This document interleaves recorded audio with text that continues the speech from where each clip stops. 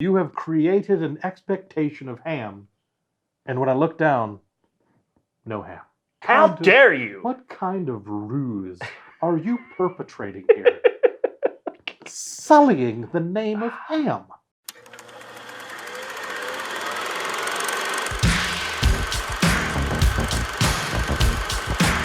Inconceivable! In a world where laughter was king, on the edge of space. Ludicrous speed! Go! Get together, have a few laughs. Masters of the universe!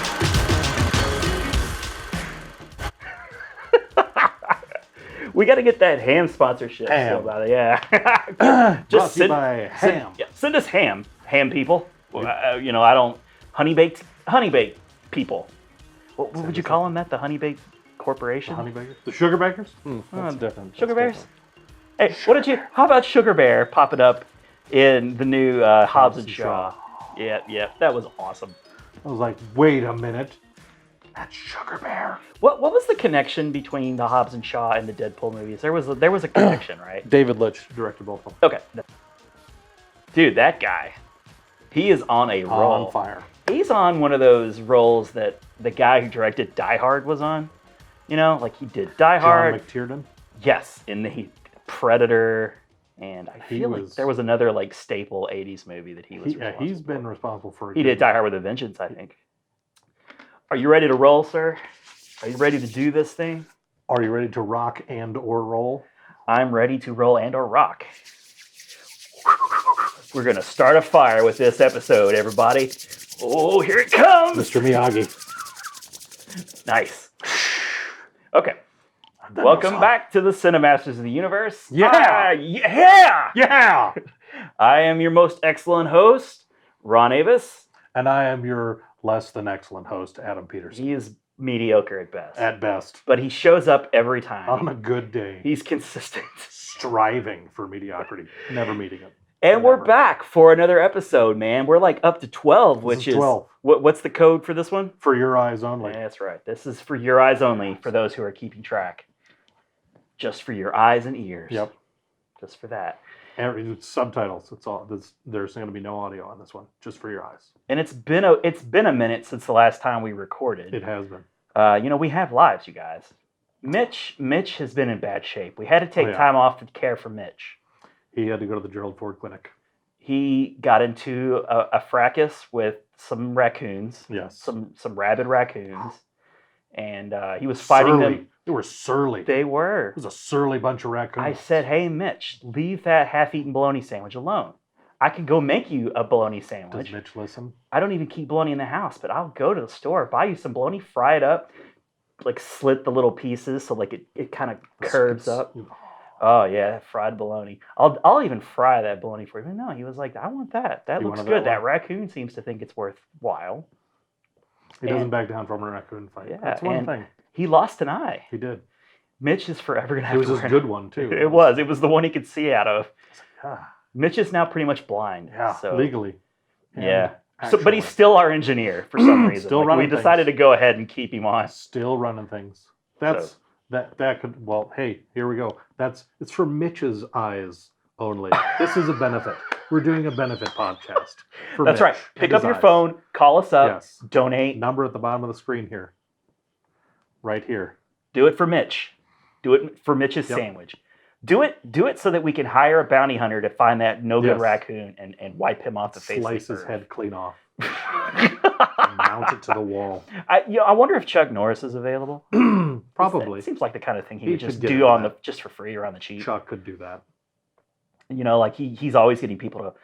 He's calling him up and they're like, "Hey Chuck, we got some new kicking pants for you to show for us." And he's like, "Kicking jeans, no thanks." Action jeans. Yeah, like, "Hey Chuck, we got this renegade raccoon that took out our engineer's eye." And he's already on the case. He's hung up the phone. We're like, "Chuck, I didn't tell you which one it was." He flew in a kicking pose all the way to my house, like one of those anime shots. Just amazing. God, that man. He's incredible. But anyway, so yeah, we're back, and as we left off from the previous episode, we have a new segment. Brand new. brand new, smoking hot from the oven. It's so hot we don't even have like a permanent name for it yet. But we're Burned our fingertips. We're just gonna continue to call it Seen It. Yep. SEEN. Yeah. We're not doing the wordplay. There's no wordplay here. It's a cute SCEN. Yeah. We're not cute. It's movie related trivia, but Yep. I don't want to get sued by the Seen It people. Yeah. So I we're do. SEEN it. Okay. I do want them to try and sue me because I'll punch them in their face. We're gonna have Chuck Norris already on hand. He's already on We hand. have Chuck Norris on retainer for Raccoon Yep. Vengeance. And all legal issues. And that's right. He's also our attorney. He is our attorney. I imagine he just goes to like places that send us cease and desist. Like he just punches the shit out of them. What most people don't know is if anyone who's passed the bar exam in the state of Virginia can practice law. So we're cleared. Or martial artist. Yeah. Okay, so yeah, we're gonna do Seen It, which, in case you've forgotten, we wanted to do something that would be a little interactive for our listeners. Yes. You play along. We have 10 questions.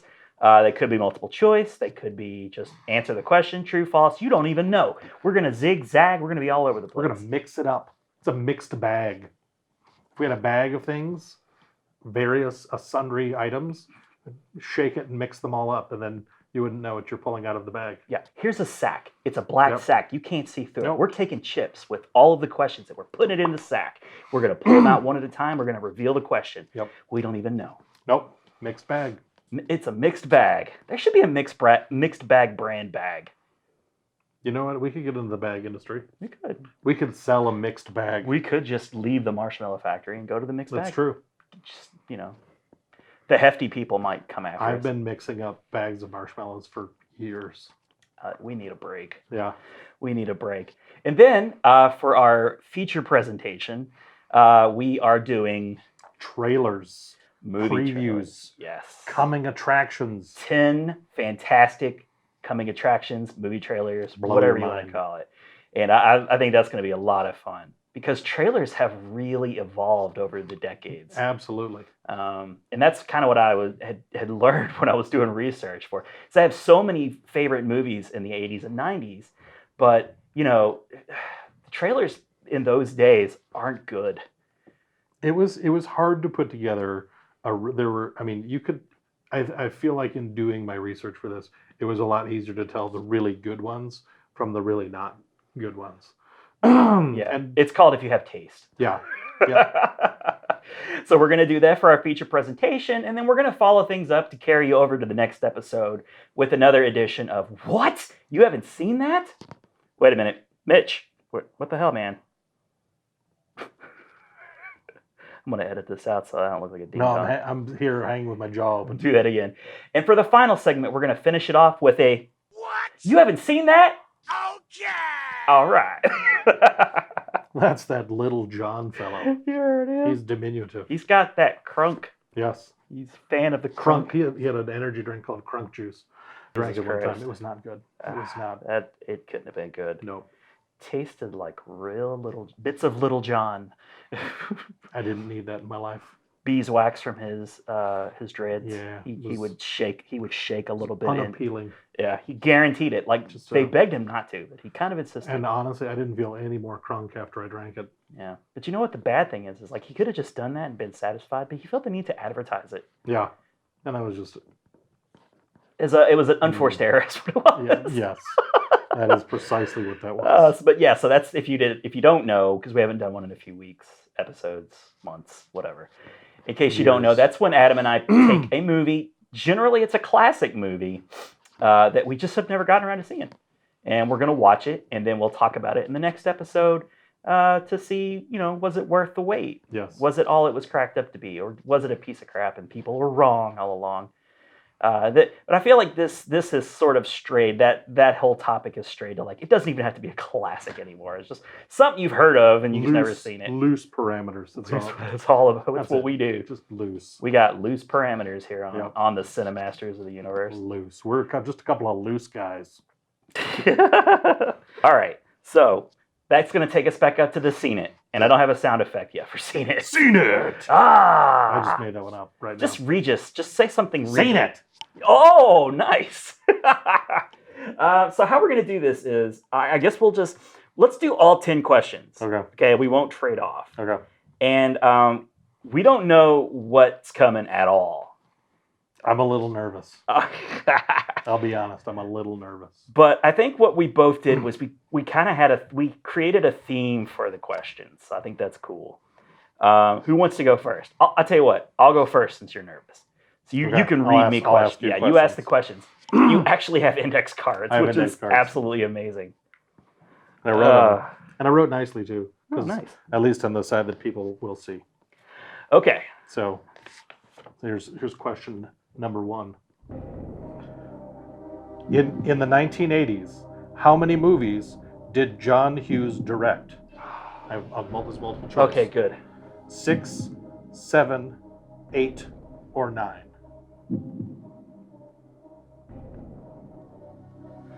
See, I'm thinking like it couldn't be 9 because I don't really know like what he would have directed in the early 80s. I feel like he hit his stride like in the like 85, 86, like that was as well. But he very well could have been making like 2 movies a year. What were the possibilities again? 6, 7, 8, or 9.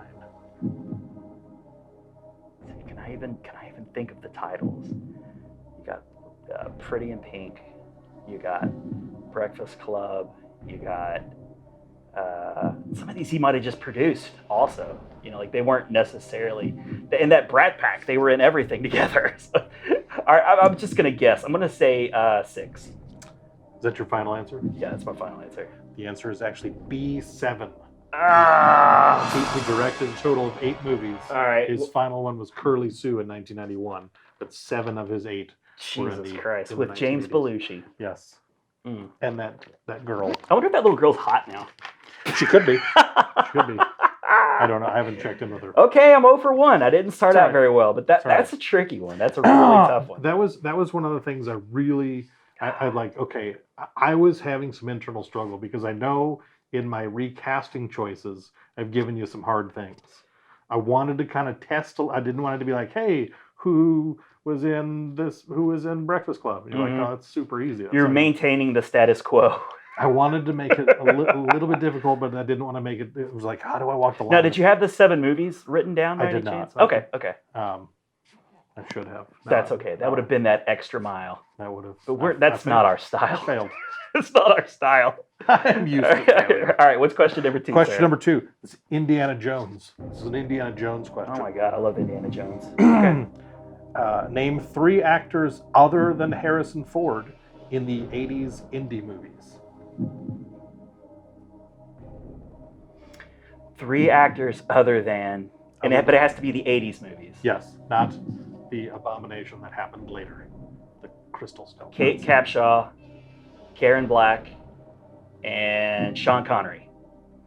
I will get. It was Karen Allen, but I will give that to. Oh, okay. Thank you.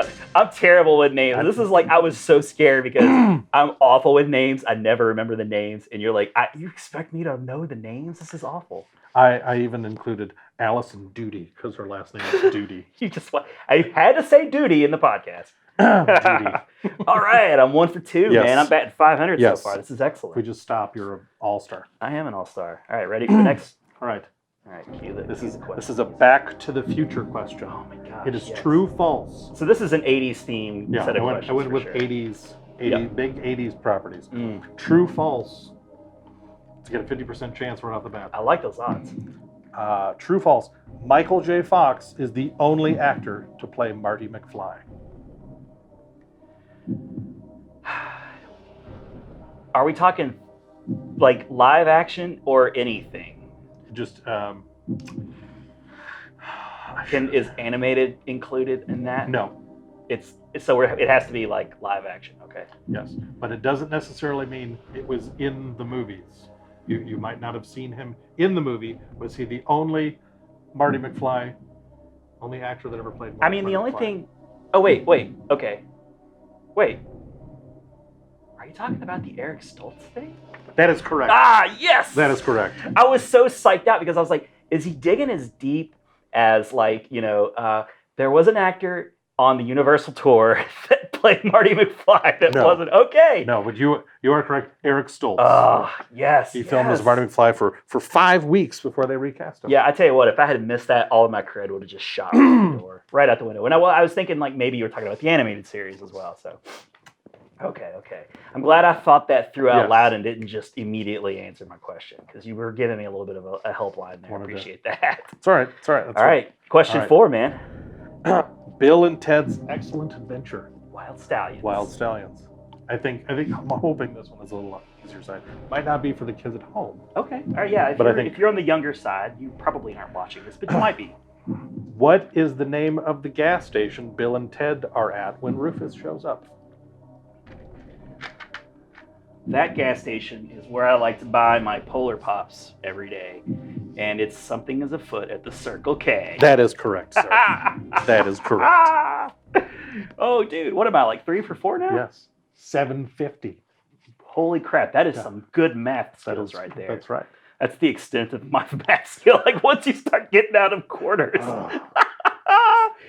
All right, man. So we're halfway. This is the halfway point, actually. This is a National Lampoon's Vacation. All right, man. I like this theme. This is fantastic. What is Clark Griswold's middle name? There are choices. Oh, okay. Thank God. Wayne, Wallace, Winston, or Wilhelm?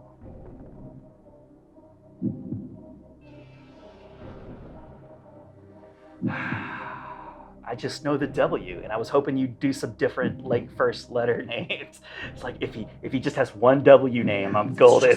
But you went four W names. I don't know this. I don't even remember where they would have actually even said that in any of the movies. Although they must have.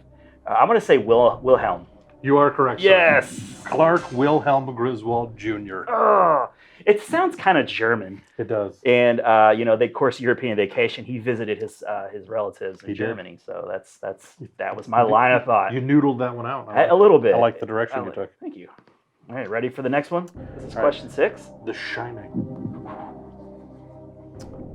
What is the name of the hotel in The Shining? Anytime I hear The Shining, I just think of Room 237. Like, that's what pops into my mind. But I think it's the Overlook Hotel. You are correct. Okay. Sir. The Overlook Hotel is correct. Yes. You're doing quite well here. Thank you. All See, right. now I'm even more nervous because if I don't do as well. Now, here's the thing. You are, like, up here, you retain things. I do. And my questions are going to maybe seem a bit harder, but there are several multiple choice questions. So I'm feeling bad. Like you're serving up like pretty reasonably like difficulty level for me questions, and I'm killing it so far. I'm gonna look like a fraud. Not at all, sir. Not at all. I'm a fraud. Okay. All right. Ready for the next question? This is a Ghostbusters 2 question. All right. Too hot to handle, too cold to hold. Which singer's music gave the pink slime a positive response and allowed the Statue of Liberty to move? There are options. This is a okay, good. Because I know the first name, but I couldn't remember the last name. Then you will probably get this quite easily. Good. Because they are not all the same first name. Okay, thank the Lord. Jackie Wilson, Sam Cooke, Paul Simon, or Phil Collins. I actually would have loved it if it was Phil Collins and like they were doing this at the studio. Like, that would have been amazing. Everybody happy. But it was Jackie. It was Jackie Wilson. Yes, that is correct. Because even like Bill Murray says something like to that effect. Interestingly enough, in my research for that, Jackie Wilson, when they were using the toaster, it is the Jackie Wilson version, Howard Huntsberry sang the song when it was actually... When they were actually in the Statue of Liberty? Yes.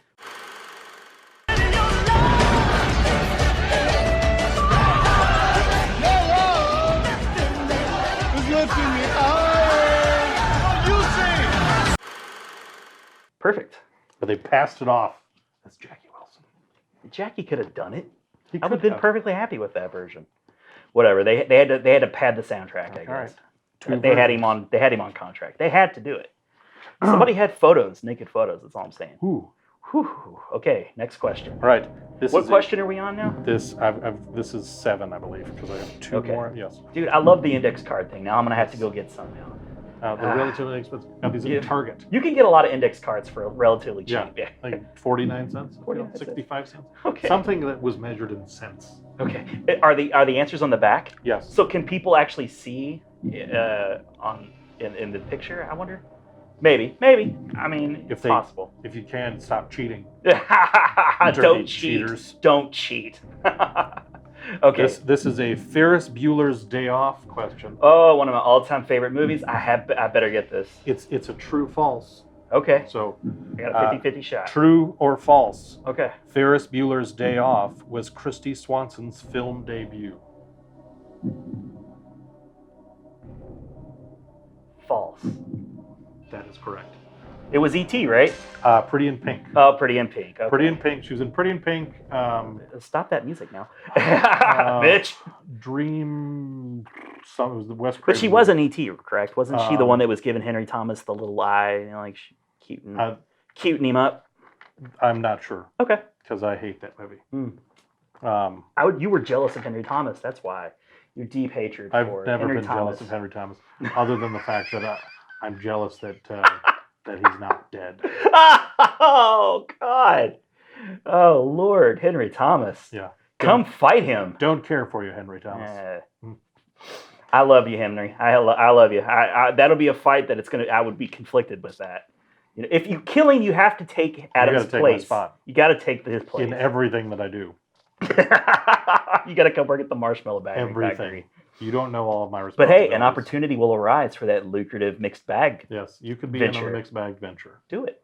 Ground floor opportunity. I mean, don't kill him, but if you do, you just got to know that you have to do that. This is a legally binding contract right now with and this Chuck video Norris and podcast. will enforce it in a court We of do. law. We have our lawyer on retainer. Yep.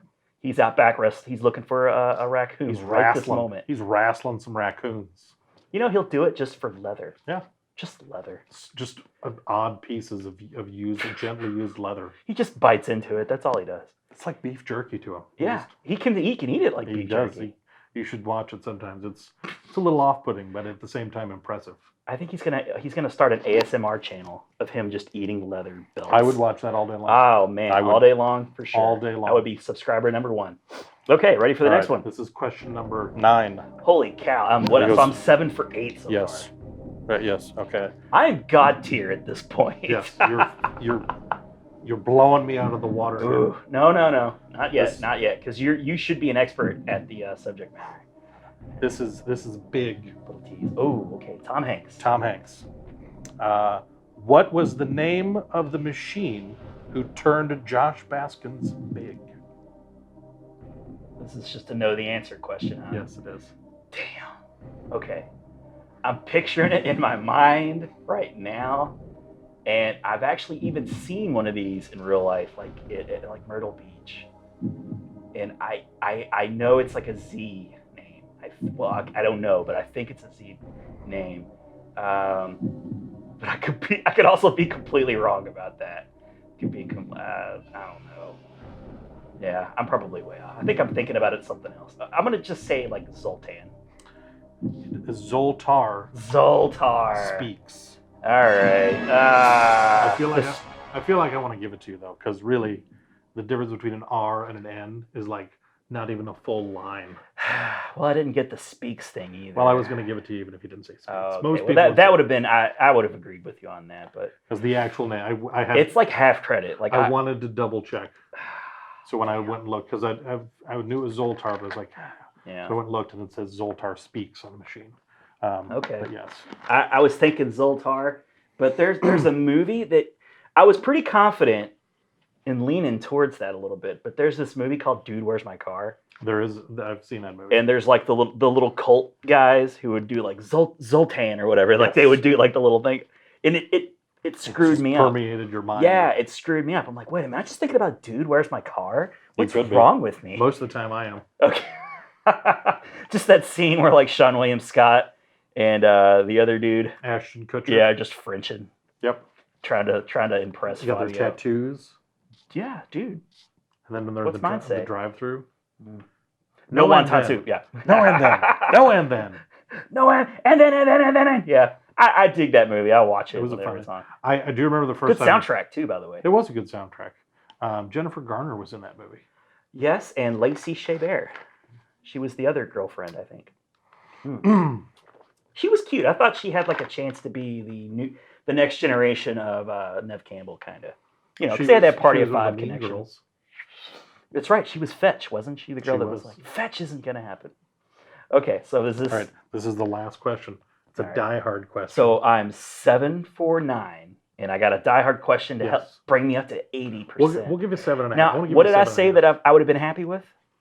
I don't remember. I think it was 60%. All right, you've already. I'm already pleased with myself. You're already shining. You're a shining star. Just like Dirk Diggler. Yep. Okay, here we go. So Die Hard. It's a multiple choice. Okay.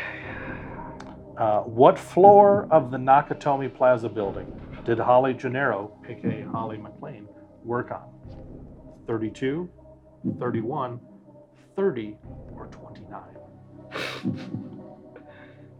This is such a tough question. Scanning my brain, would I even pay attention to a little detail like that?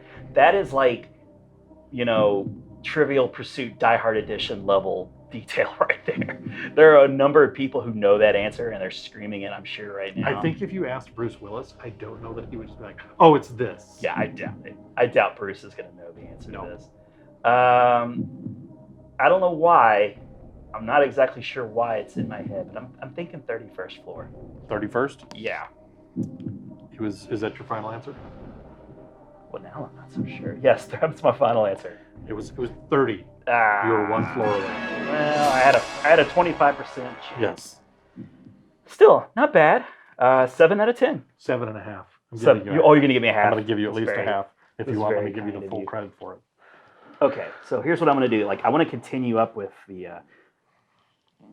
Mitch is our engineer, but he's technically blinded right now, so he's in a full body cast. I have to I have to sit back in his engineer duty, but I'm gonna read my questions off my phone, and I'm gonna do my sound effects here in my lap.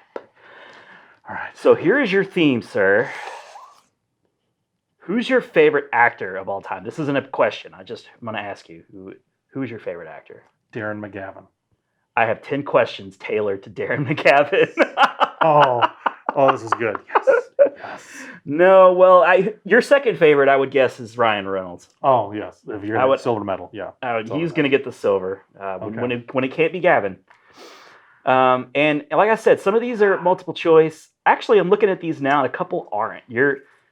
If you sweep this, you are a god. Because I'm going to have to know stuff. I have high expectations for you. I hold you in the highest regard of remembering stuff. There's no pressure. No pressure, by the way. I'll just be a useless human shell if I get this wrong. My goal wasn't to depress you leaving tonight. It's all right. I was already depressed. So. Okay, cool. Well, maybe this will have an opposite effect. Yeah, maybe I'll feel better. Hey, I don't know everything there is about Ryan Reynolds. There's hope. Fake laugh. I can pop out of here with a pep in my step. Okay, so these are 10 questions related to Ryan Reynolds, that beautiful, wonderful man, that wonderful Canadian. What was Ryan Reynolds' character's name in the 2005 comedy Waiting? Was it A, Monty, B, Jimmy, C, Zach, or D, Jack? First of all, you've seen the movie, right? I have seen the movie. Yeah. Yes. Were you a fan of Waiting? Is that? I am a fan of Waiting. I love that movie. It's probably been a year or so since I've watched it. Oh, okay. So it's more recently than I have, I guess. Yeah. It's had a couple sequels. I did. Sans Reynolds. Yeah, he was only in the first one, and I really feel like Monty was his name. Now I'm going to go with Monty. There's a tinge of uncertainty in your voice. There is, but it's only because I just don't define it. Monty, to me, I feel like Monty is the right answer. Okay. But so your answer is A, Monty. I'm going with Monty. You are correct. Okay. I was going to say if I missed the first one, I'll just leave. I'll just leave right now. And see, I thought that was one of the easier ones. This is going to be rough. Oh, great. This is Oh, gonna be great. rough. I'm going to... Okay, are you ready for question number 2? All right, let's do this. All right. It's your second Ryan Reynolds question. You're 1 for 1 so far. You're perfect. Name the late 90s comedy Ryan Reynolds starred in that aired 81 episodes. You just have to know it. It was a network television show. An ABC network television show? I believe it was. Featuring Trailer Howard as well as the girl. I don't know.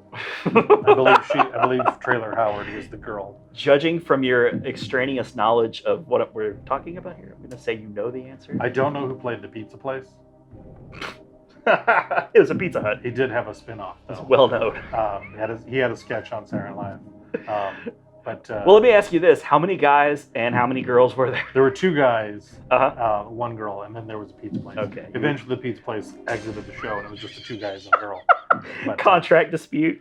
He yes. wanted $1 million per. I mean, it's just a building. Can't do that, man. Mm-mm. Can't do that. Not by the slice.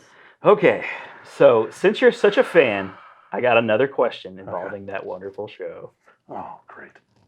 It's been a long time since I've watched it. You were showing off. You were doing a little showboating, so let's see if you know. Damn it. You know what's coming. Name the actor who played the other guy. Oh. Is this a multiple choice, or I just have to know I'm it? sorry, it's not. Oh, it should have been. It This- should have been. I would never pull this on like 99% of the population. I don't even think I could. I'm But you seem to study IMDb pages like you're taking a test. there's a lot of stuff that I retain. If you had asked me what the girl's name was, I would have known the girl because it was Trailer Howard. Clearly. Oh, I may have to just give you a bonus point for knowing that. Chad. All right. Rickman. Keep pulling Chad it. Rickman.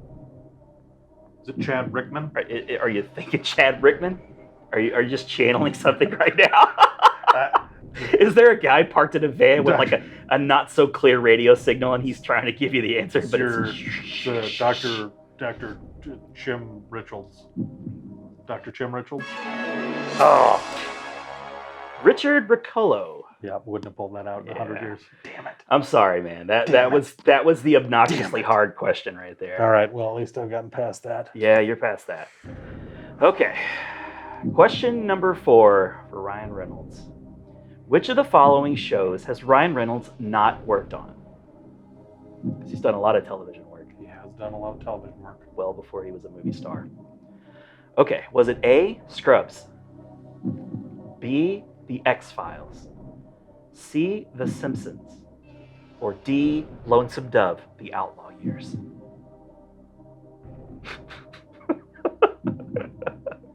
Can you just see him starred in Lonesome Dove? I really can. Yeah. Actually. Yeah. You can grow a beard and look tough.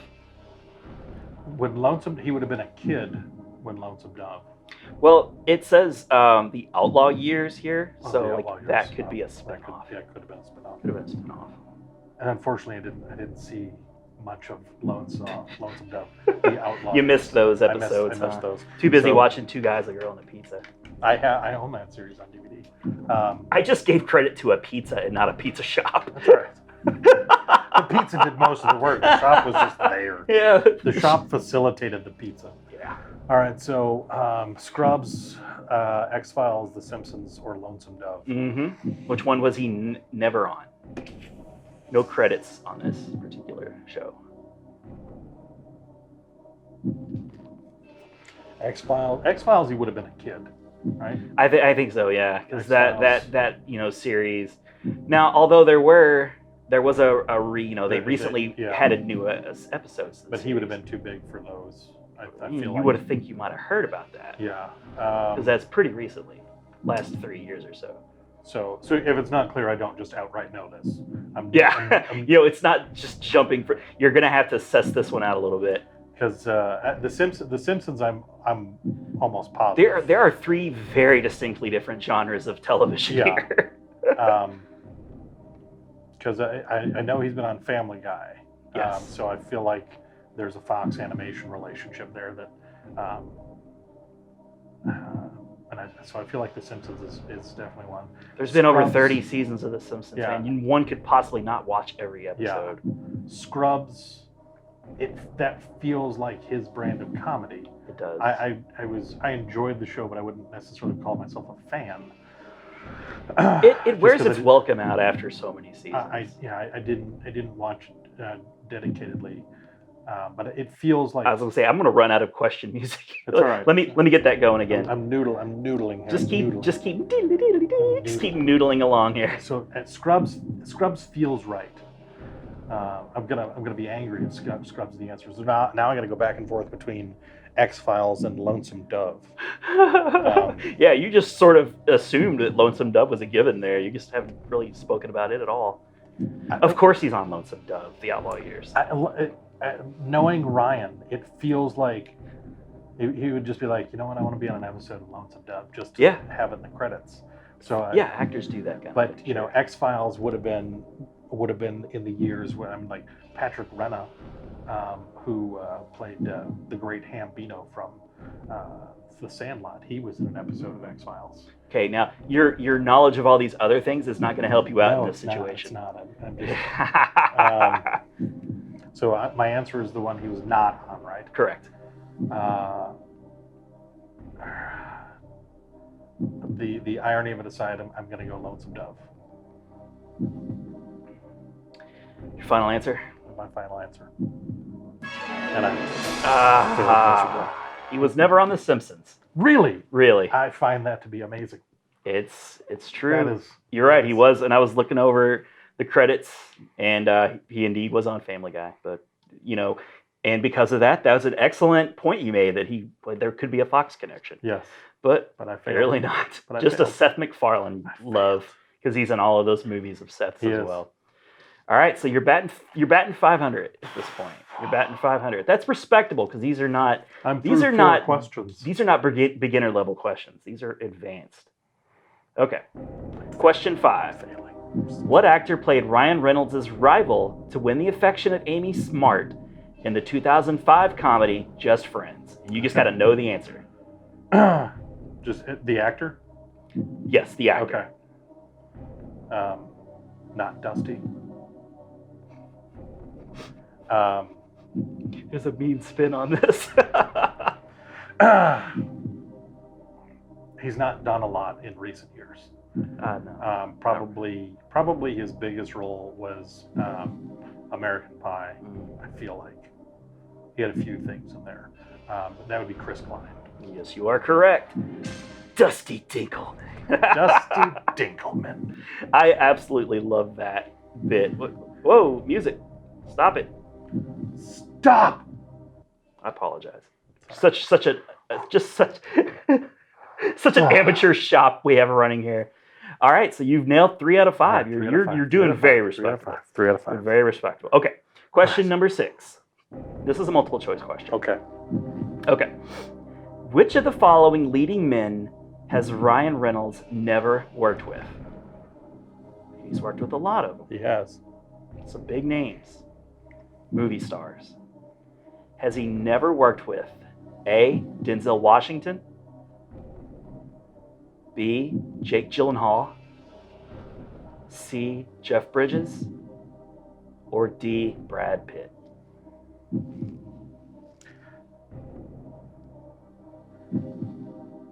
What really made me happy as you're reading each of those names, Yeah. is as you went through the first 3 names, I knew each movie that he was in with each of those. Okay, guys. all right. So that made me happy. I was like, he's done a lot of movies, So we're back in film territory. This is your wheelhouse. which is Yeah. good because Yeah. he did Safe House with Denzel Washington, Yes, he did. and he did what was the second actor? Jake Gyllenhaal. Jake Gyllenhaal. He did Life Correct. with Jake Gyllenhaal. He did R.I.P.D. with Jeff Bridges. You got it, man. So he never worked with Brad Pitt. Boom. Proud of you. Okay. I knew you were going to get that one. Whew. Okay. Question 7. We're sticking in movie land. All right, 7. All right. Name the 2 2013 animated movies Reynolds lent his voice to. And you just got to know the answer. Just got to know the Got to answer. know the answer. There were 2 animated films in 2013 that he was in. I believe, if I'm not mistaken, both of them were DreamWorks. I think you're right. Maybe a contractual obligation there. And he has a sequel to one of them coming out, I think, next year. I've heard that.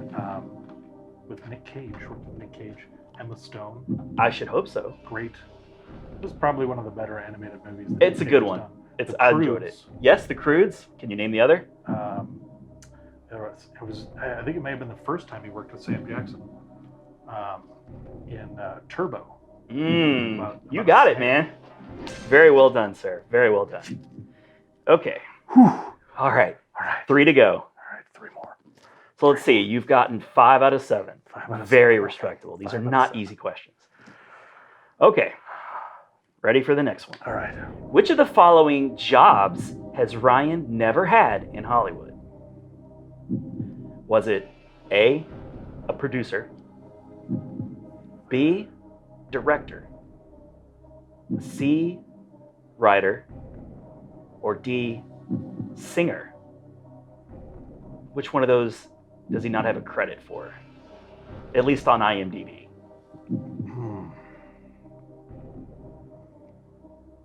I know he has a credit as a producer and as a writer on the Deadpool movies. You're correct. So So that leaves 2 others. Director and singer. Yeah. Has he ever directed anything? He's been in a lot of independent type movies. Who would probably be happy to give him a job. But is he a singer? I'm trying to think, because I could see him being a part of a soundtrack, like a song that he sang in a movie. Because in Hitman's Bodyguard, I really wish they would have released a rendition of the Ace of Base song that he sang. That would have been great, I yeah. would have loved that. Because Yeah. Sam Jackson's on the soundtrack. Is he now? Yes. And not lost, I mean, you own the Hitman's Bodyguard soundtrack. I do own the soundtrack and the DVD and the posters. It's your 6th favorite movie of all It time. is my 6th favorite movie of all time. I feel like, 'cause I don't think he has a director's credit now. I'm hoping I'm not missing like a short that he did, because I can't think of a film that he necessarily directed. And a short would it be an IMDb? A short would be a director's It would credit. be a credit, yep. But I feel like it's more likely that he participated in a song on a soundtrack. He's a than it kind of was- like go for anything type guy. Yeah. So I'm gonna go. He's never been a director. As strange as it may seem, with a lot of big stars wanting to move into directing, he has never directed. He has like 2 singing credits. I think one was for an animated film, and I didn't really recognize. I think it might have been a Deadpool something or other. I was like, okay, has he sang something? Did they give him a credit for? I was just like, oh. This next one is mean as hell, but you're just the kind of guy who might know this kind So of thing. I'm 6 for 8. You're 6 for 8. 6 for 8. Okay. You're approaching what I scored. Okay. And your questions were harder. Okay. And this To be fair, though, you know a lot about Ryan Reynolds. I love me some Ryan Reynolds. Love you some Ryan Reynolds. Okay. In the 2010 movie Buried, Ryan is buried alive. Name the phobia of being buried alive.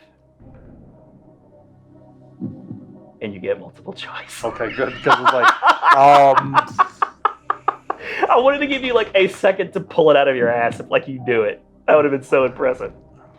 Okay, so here it's a multiple choice. Okay. Is it A, linonophobia, B, anemophobia, C, tahopophobia, or taphophobia, sorry if I'm mispronouncing some of these, or D, sandophobia? What is the phobia of being buried alive? Oh. Would you like me to read those over again? Linophobia? Yeah, linophobia, Anemophobia? nemophobia, tapophobia, Tapophobia? sandophobia. Sandophobia sounds made up, but I don't know. because there's a lot of weird. Well, yeah, these are crazy. I mean, there's so many. There's like shockingly phobias for everything. Literally everything. I was hoping you'd slip coulrophobia in there because it's the fear of clowns, and I know that one. Oh. Yeah. Well, So too bad he wasn't in some sort of clown themed movie yet.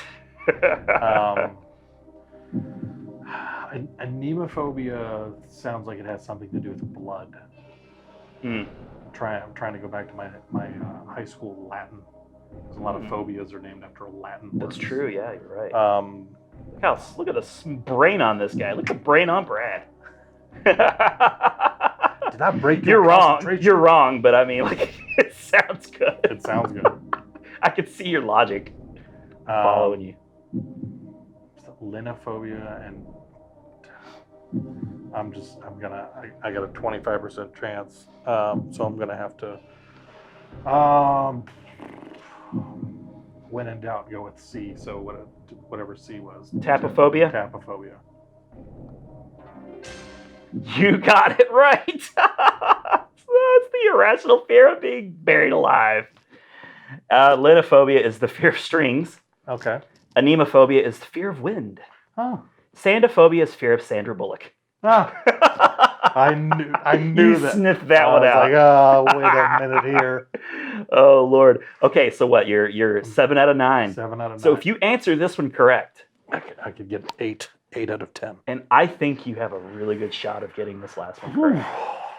It's good. It's one of those you got to know the answer ones though. All right. So don't blow it. Damn it. That's just extra pressure. You could be the champion if you answer this I'm just gonna correctly. let Or it if there's break if there's a scenario where I decide to give you a half point. I'm gonna have to move to another town again. Okay. Name the 5 comic book movies Ryan has starred in. 5 comic books, like Deadpool and Deadpool 2. That's 2 right there. Okay. X-Men, Wolverine Origins, That's 3. Green Lantern, That's 4. What's the last one? R.I.P.D. Oh shit! You know what? I'm gonna have to give it to you because that's like graphic novel or something, Yeah. isn't it? Let me think. There's one other there's actually, one so other, there should be 6 comic book.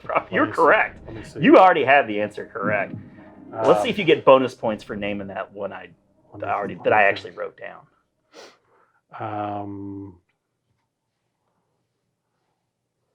You got 5 seconds. 5. I'm not gonna come up with it in 5 seconds. 4. That's even more pressure. 3. Paperman. Blade Trinity. Oh, that's right. Yeah, Blade Trinity. So if I hadn't messed up and I'd put 6 in, you might have slipped up and gotten it wrong. I might have. But as it stands, you're the champion. Yes. 8 out of 10 correct. In the first Seen It. I didn't really see it as a competition, but everything's a competition. We're both winners. We're both winners. Yay. And you all are winners Yeah. for watching. listening and watching or Yeah. watching. I hope you watch, then go back and listen. Yeah. You should be listening and watching. Why would you not listen if you're watching? We mute us. I can understand. We should have told you at the front end, just pause it and answer the question yourself. But now that I'm telling you after you've watched all of them, it kind of ruins that.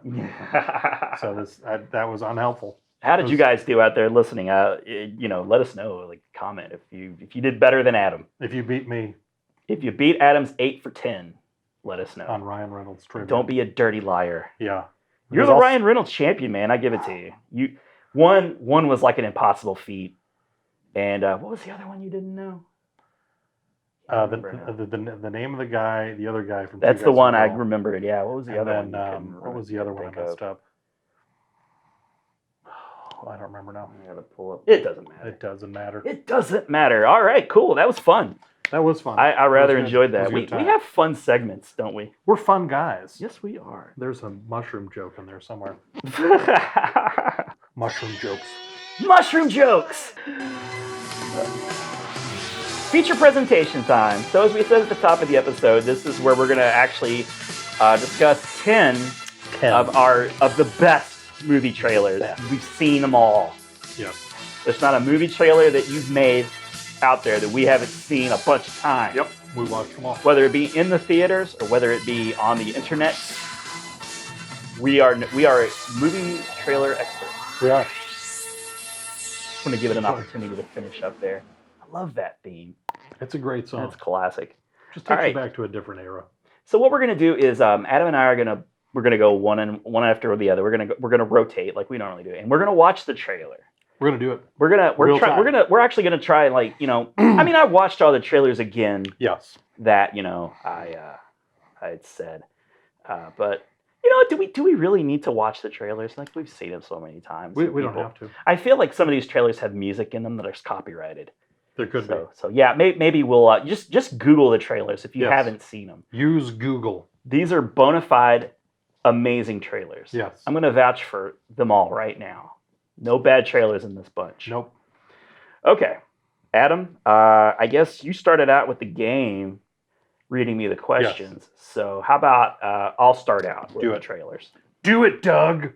Some obscure Mallrats line there I love to use. That's badass. Okay, so my first trailer I saw, I think, during the first time I saw Transformers, the movie, the Michael Bay first one, the good one, and it blew me away. And the guy who was behind it was relatively kind of new to me. I didn't know a lot about him, but the trailer was so epic because you just didn't know what it was doing or where it was going. And that's the 2000. I don't know if I have. I think it's 2008. Sorry if I don't have the year right, but Cloverfield. Ah. Oh, T.J. Miller was in that. He was. That was T.J. Miller's like big breakout role, and was Rosario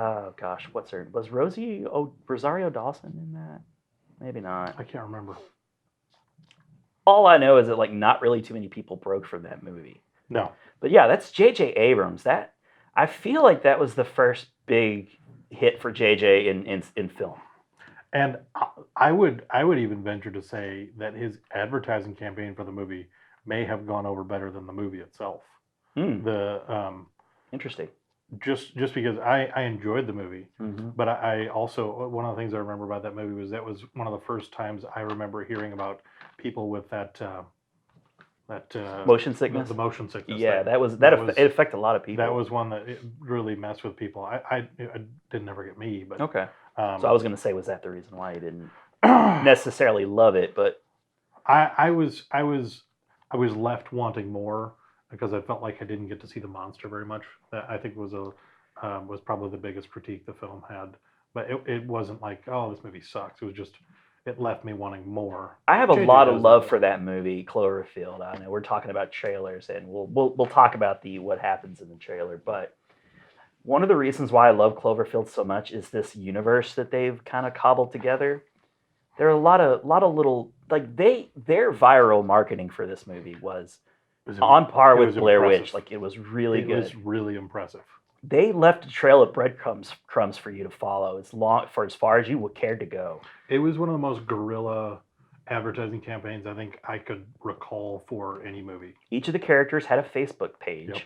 That you could actually go back and read through their timeline. Yep. And there would be like little mentions of things that were going to be happening in the movie, little things that it was just like supplemental scenes, but it was a real Facebook page. I appreciated the attention to detail there. That was really pretty impressive. There were a lot of theories on where the monster came from, what it was. I think the prevailing theory was that it just came from the ocean, when because they had a couple of not only like they didn't just do the Facebook page, like they actually filmed like marketing for the company. Yep. That one of the characters was leaving town to go work for, yep. And he had like the T-shirt. I want to say slurring, but I know that's from Futurama. It's something similar to that. Yeah. Yeah, they were drilling deep in the ocean to, I guess, get the raw material they needed to make this drink. And that movie really, I mean, outside of like if you segment off like the old school Godzilla movies, into their own era, Cloverfield, and I could be mistaken, but just going back and thinking about it, Cloverfield really feels like it was the first one to bring back the giant monster, like the kaiju. The kaiju, yeah, and. Could be right. I mean, there was a Godzilla reboot attempt in 1998. I don't count that one. Nah. Because that was horse shit. Yeah. Ooh, horse shit. Yeah, it was horse shit. It's the most critical that Adam gets. Yeah. And that was Matthew Broderick. But the trailer was amazing. Like it took advantage of the like found footage. Yep. Little gimmick. It was before that was real gratuitous too. Yeah, it was. It was before. It was a couple years after Blair Witch, and there had been some scary movies, but this was an actual kaiju movie, Yeah. found footage. And TJ was the camera guy. His whole purpose was to be the guy that's commentating on stuff that was happening. Like, I love the scene where like they're in that tunnel and it's dark. Down by the train. And he makes a comment something along the lines of like, "Oh my god, if I see like a homeless man like on fire," like he makes a comment that like freaks everybody out. It's like, I'm sorry. He's pretty good for that. What I most distinctly remember from that trailer is when because the kids are up like on a rooftop party or something. Yeah, like that. they're having a like, good luck with your new job party. He's leaving.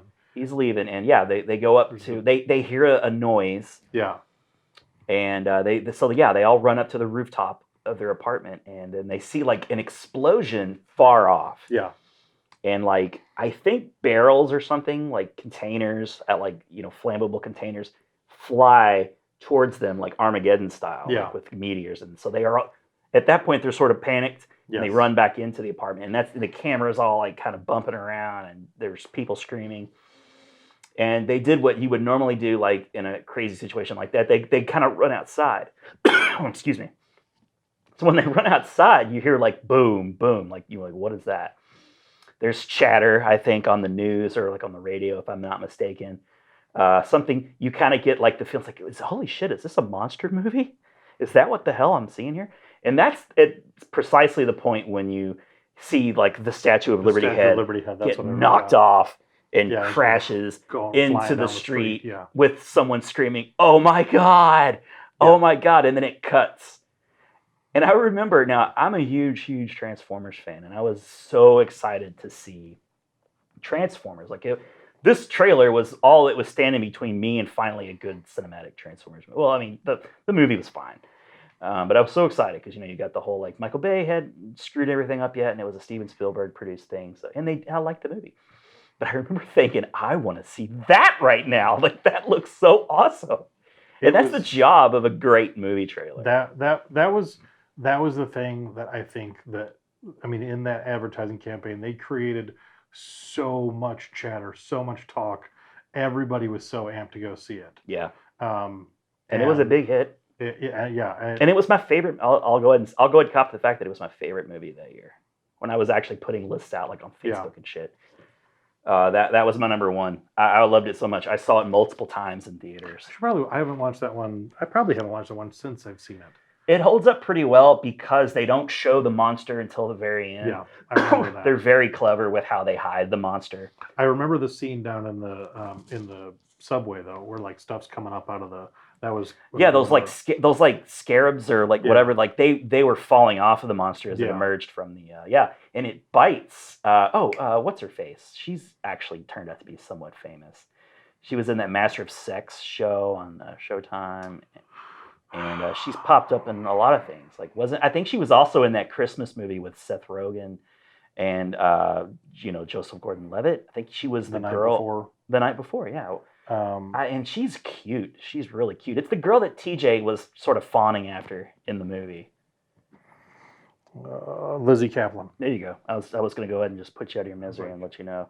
Yeah, Lizzie Kaplan came from that too. So she actually had a career afterwards.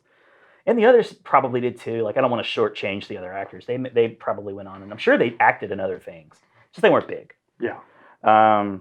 But yeah, when she gets bit and there's all that commotion, like. She slowly starts deteriorating, and she's like bleeding from the eyes, and that's when like the military pops Very up. disturbing scene. Yeah, and they just grab her and they're pulling her away, and their friends are like, "Why are you pulling? Where are you taking her?" And then like from behind the curtain, you can see like a blood splatter. Yeah, it was that was because that was one of the things about that movie. I really appreciated the place of that scene because. You're in the midst of everything that's going on, and you're right. It's like you're right there with. It's very, very effective.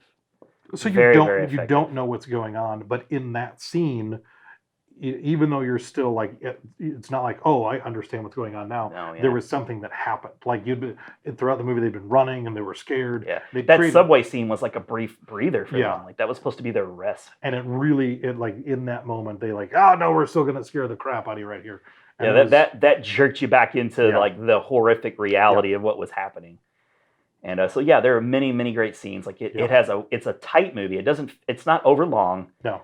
It really feels like it's happening like in real time or something.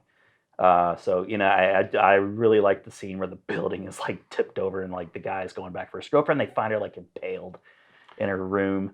It's harrowing, man. It is. It's a really good movie. Okay, so yeah, that's my first. I love that trailer. I think that's a phenomenal job of selling a movie. Yeah, they absolutely. I would say that's probably one of the best advertising campaigns any movie's put on in the last 15, 20 years. I agree with you. All right, what's your first movie trailer? My first movie trailer. Yep. And this is my caveat, because I asked you to give me. Oh yes. We had- typically have parameters and caveats. I had to have parameters because doing the top 5 trailers, there's a very good chance all 5 of them could have been Marvel movies. And we didn't want that. And so to keep it objective of sorts, I don't think I did any comic book movies. I don't think I did either. But I want to just say Logan and Guardians of the Galaxy. Yes, we're like, okay, we need to take a moment Yeah. to give a quick shout out, because Marvel trailers in general are amazing. Guardians was unbelievable. Logan was unbelievable. Yeah, and they used I think what makes them was so unbelievable was their choice of songs. Yep. And very different in the way that they like the way that extract emotion from you. Yeah.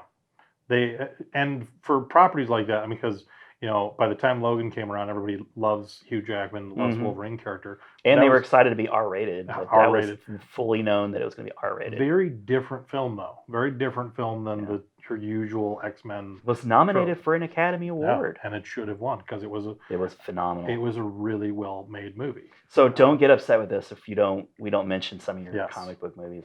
Were there any other ones that you want? Speaking of Logan, the Deadpool short, No Good Deed, was probably still will always be my favorite trailer of anything ever, because it was so amazing. Wait, was that our introduction to him as the character? In proper, not the leaked YouTube footage that was for Deadpool 2. Oh, okay. So we already had the marketing from Deadpool 1, which was great because they really sold that because that came out in February. Well, there was like a little teaser of him like in a phone booth or something. That was part of No Good Deed. He's going down the street. He's got his headphones in, and he hears the guy screaming, and he runs to the phone booth. And he's changing. You see his ass pressed up against the glass at one point. Yes. And as soon as he finally emerges, the guy shoots the old man. He's like, and he's just like, in retrospect, I probably should have just called 911. The police could have got here so much sooner. And it was this whole, and like the guy's laying there dead in the street. Yes. And Deadpool lays down next to him, and he starts eating his Cherry Garcia ice cream. I mean, the Deadpool ads and they were all masterful works of art. That's my favorite advertising campaign, just because there was so many things that they did with it, and it was so much fun, and I love the character. But so we cheated a little bit by just spilling the gun, but continuing on. But yeah, so your official number one. My official number one, and not going backwards, leading up to my number one. This one, I had a couple of horror-ish movies on my list, and I think this is the closest thing. I hope you don't take one of mine. I have alternates if you end up taking. I have a few. No, that's okay. Mentions. I have alternates as well. That's fine. But this one, I feel like it's a horror movie, and I was not there to see it in theaters when it first came out. It came out before me. Okay. So see, now I purposely didn't pick those because I wanted to. I imposed my own caveat of I kind of needed to experience it firsthand. I wish I would have been there to see this one in theaters because it's I'll just Alien. Alien, yeah, okay. Alien. Now remind me, what was the trailer? Because I mean I didn't see it in theaters either, but I'm so familiar with the movie. It's so good because it starts off just with blackness, and it's this really slow developing of the title comes into scene, and with the spinning of the letters turn. I love that. And then you see the egg, and there's a line that goes through it, and then it's all those really quick shots of the movie, and they in the same way, because the reason I love that movie is it's I think one of the closest things to a Hitchcock movie that we've had since Hitchcock. So tense. The whole movie, as I don't like space movies, but I love Alien. And of the Alien franchise, the first one is my favorite of all of them. Cool. I know where you stand on that. I'm such a bitch. I can't pick. I love Aliens and I love Alien. I'm such a bitch. The thing that makes Alien what I love about it, and then because it had one of the best taglines, I think, of any movie. Really, You're right. The in space, no one can hear you scream. Mm-hmm.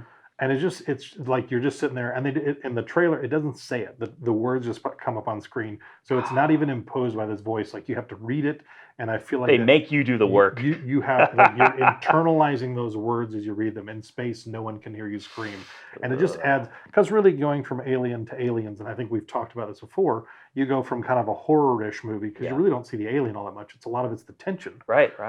To Aliens, which is really more of an action. You movie. See the aliens a lot. You're supposed to see the aliens, yeah, because there's a lot of the fights, and it's still a very visceral experience. But it's just of all of the horror movies that I could have gone with, I really felt like Alien just did such a good job. I like the franchise. It's not one of my favorite movies of all time, but of the movie franchise and just of the trailer experience, the mix of the nice slow build-up that's just kind of creating tension with the fast cuts, scenes from the movie, and then just ending on that note where you're like, 1979, right? 1979, yep. So they were way ahead of the game. Yeah. Way ahead. Cool. Yeah, so Ridley Scott just nailed that one. Great movie. I like Ridley Scott a lot. Now his lows can be kind of bad, but he has some really the good franchise. highs. The franchise has experienced some lows. I mean, the first two went well. Third one was, fourth one was. But then you came back with Prometheus. Some people really like Resurrection. I'm learning. I'm sorry. I don't understand it. I'm like, hey, but cool. It has its fans. And David Fincher obviously was the director of Alien 3. Yeah, which was a little bit disappointing. But that's a great pick. I'm going to have to watch that later. Yeah, because I don't even know if I've seen the trailer. Yeah. But I can imagine it's very subtle. Yes. Yeah. With 70s music playing underneath of it, most likely. Yes. All right, so let's move on to the next one. Moving on to your next. I'm going to go ahead and I'm gonna jump off of your pick and choose. This is one I wasn't sure I was gonna pick because I have some alternates, but I feel the need to talk about Prometheus. Ridley Scott returns to the Alien franchise. Yep. Very exciting. The franchise itself was dead. Yeah. It needed some kind of pickup. Sigourney Weaver was just too old to be going back to do Ripley well was dried up. The Ripley well was dried up. So what they ended up doing was they made a prequel. Yeah. And people, I'm a sucker for prequels. I always am. Like if you could tell me more about the thing that I love already, and it fit very closely into the whole Alien timeline. Like it was very like the Nostromus, I think was the name of the ship. And I think they mentioned that ship. Yep. The Weyland Corporation, of course, was responsible for both ships. His daughter was in charge. We find out later is Charlize Theron. Great cast: Idris Elba, Charlize Theron. I think her name's Numi. Was it Pace? Something like that. Oh, that sounds right. I think we mentioned her. Like she was in Girl with the Dragon Tattoo. Yeah. I believe that. But I loved it. I absolutely loved the movie. There was a ton of promises made, and I think a number of people. It's a divisive movie. Some people did not appreciate. They didn't think that it's delivered on the promise, the sell pitch. I actually think it did. I think because they were clearly leaving it open for like a trilogy. I was because as a kid, there were a lot of. I mean, I feel like a lot of people have that. I grew up on Alien, movies, and I didn't. I didn't watch any of the Alien movies until I actually. Your parents were not monsters, basically. My buddy wanted to go see Prometheus, and I knew about the aliens, but I'd never watched any of them. So I went ahead, I invested in the franchise. Mm-hmm. I got the first 4, and I sat down that week leading up to it. I watched them all, so I could inundate myself with the culture and be ready for Prometheus. Nice.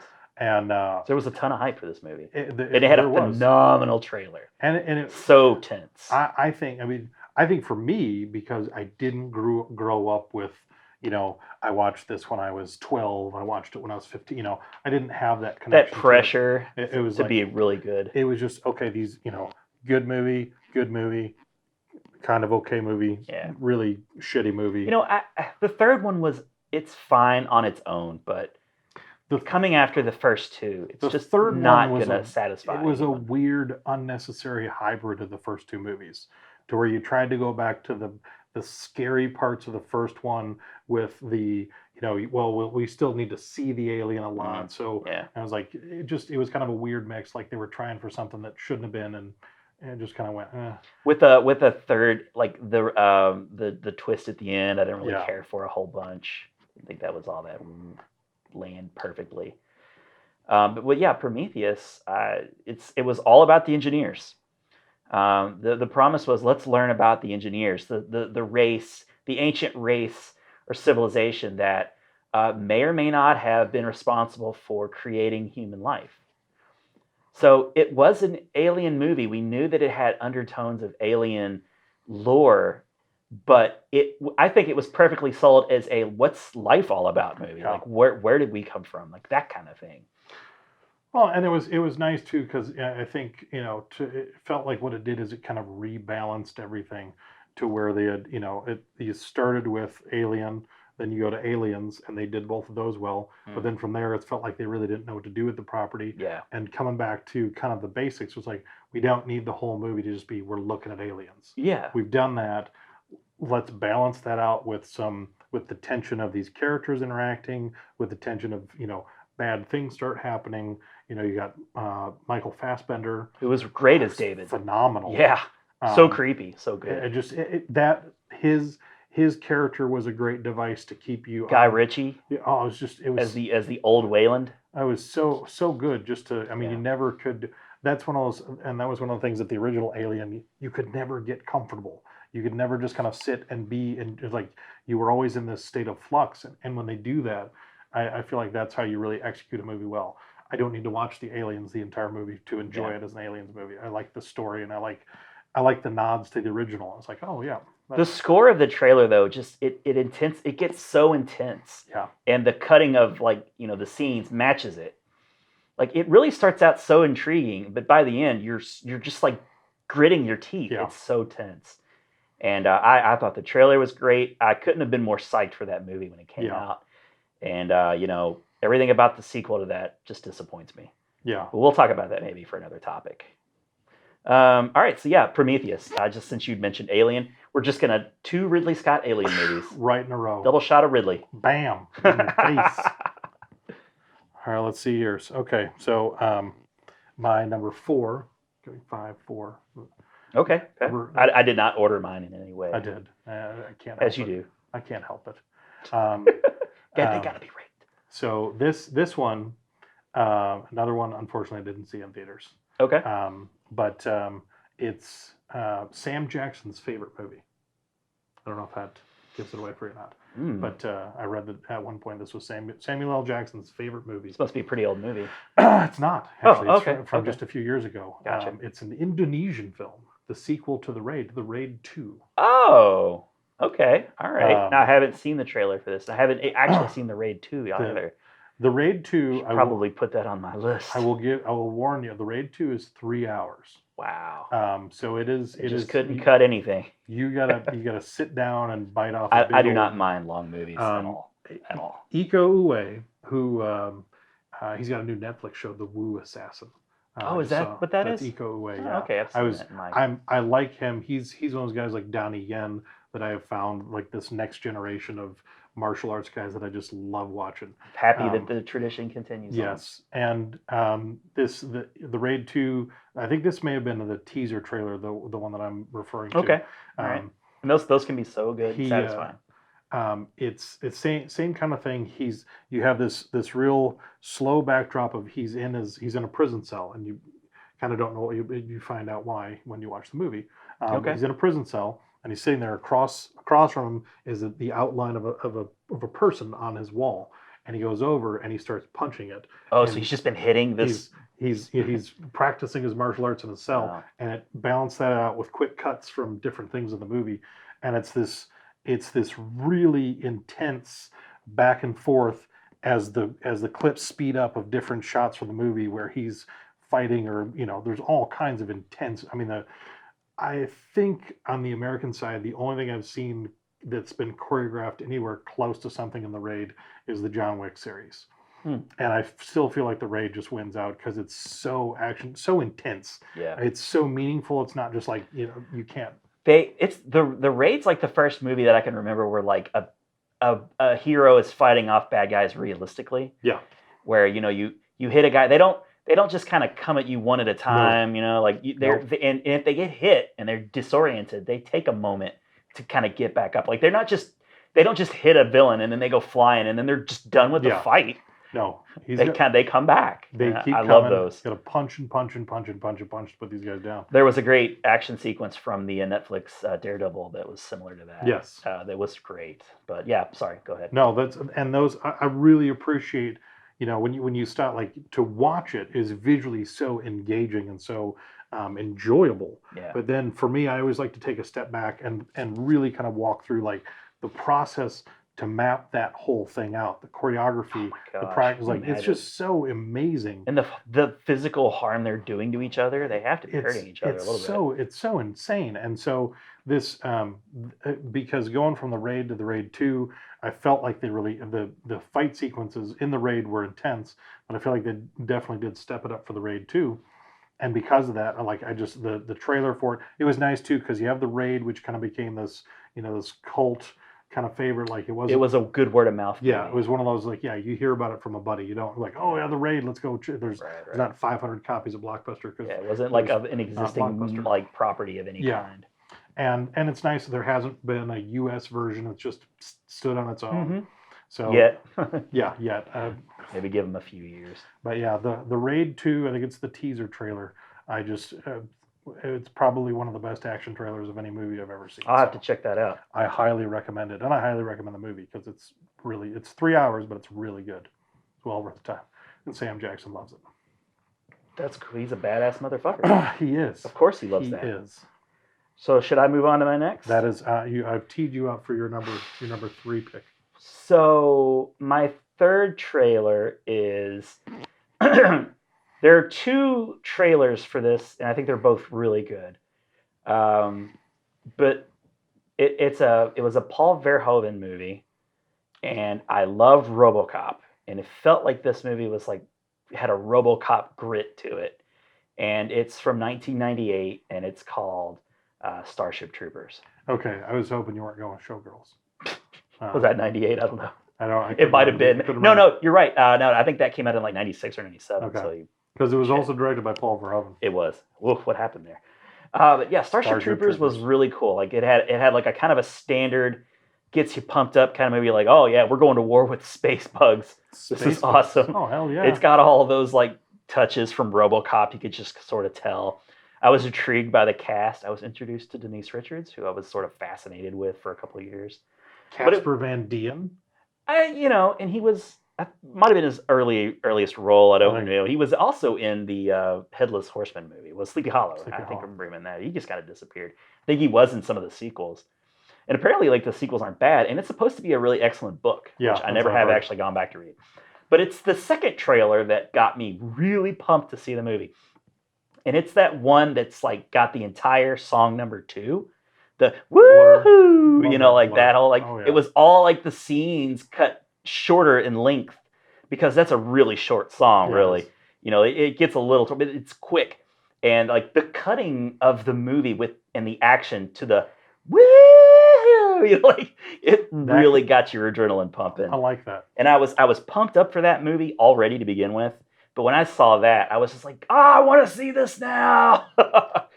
I was convincing friends left and right. I was like, you got to check this out, man. This is going to be the shit. It's going to be so good. And I wasn't disappointed. It was pretty much what I thought it was going to be. It was definitely and it didn't disappoint in that. It was like, it was as Michael Ironside. It was awesome in that as well. He had that residual 80s energy of just like, he's the hard ass. What's the Gary Busey's kid who was in it Busey. Too? Jake Busey. Juicy Busey. Dina Meyer was in that as well. Yep, a lot of people. And that was the thing. Are you a Dina Meyer or are you a Denise Richards person? Because they were both very, very attractive. Mm-hmm. But yeah, it was fun. It has a good, again, really good pacing to it. I don't think it's overly long. No, I don't think so either. Who was the guy? I think he was on like Melrose Place or something. There was the other male lead who was, I think, known for TV at some point. But I was a Van Dien guy. I thought he was cool. I liked him. He was a good, clean-cut, all-American kind of guy. Yeah, he and was. you didn't really have any perspective on him. He's kind of like fresh. a Captain Kirk's Yeah. type. He was just a fresh, like this is a good American, heart of America kind of guy. Ooh. Like he could be from Kansas. You'd be like, yeah, I can see that. We have finally found intelligent life with the courage to contact us and the will to annihilate us.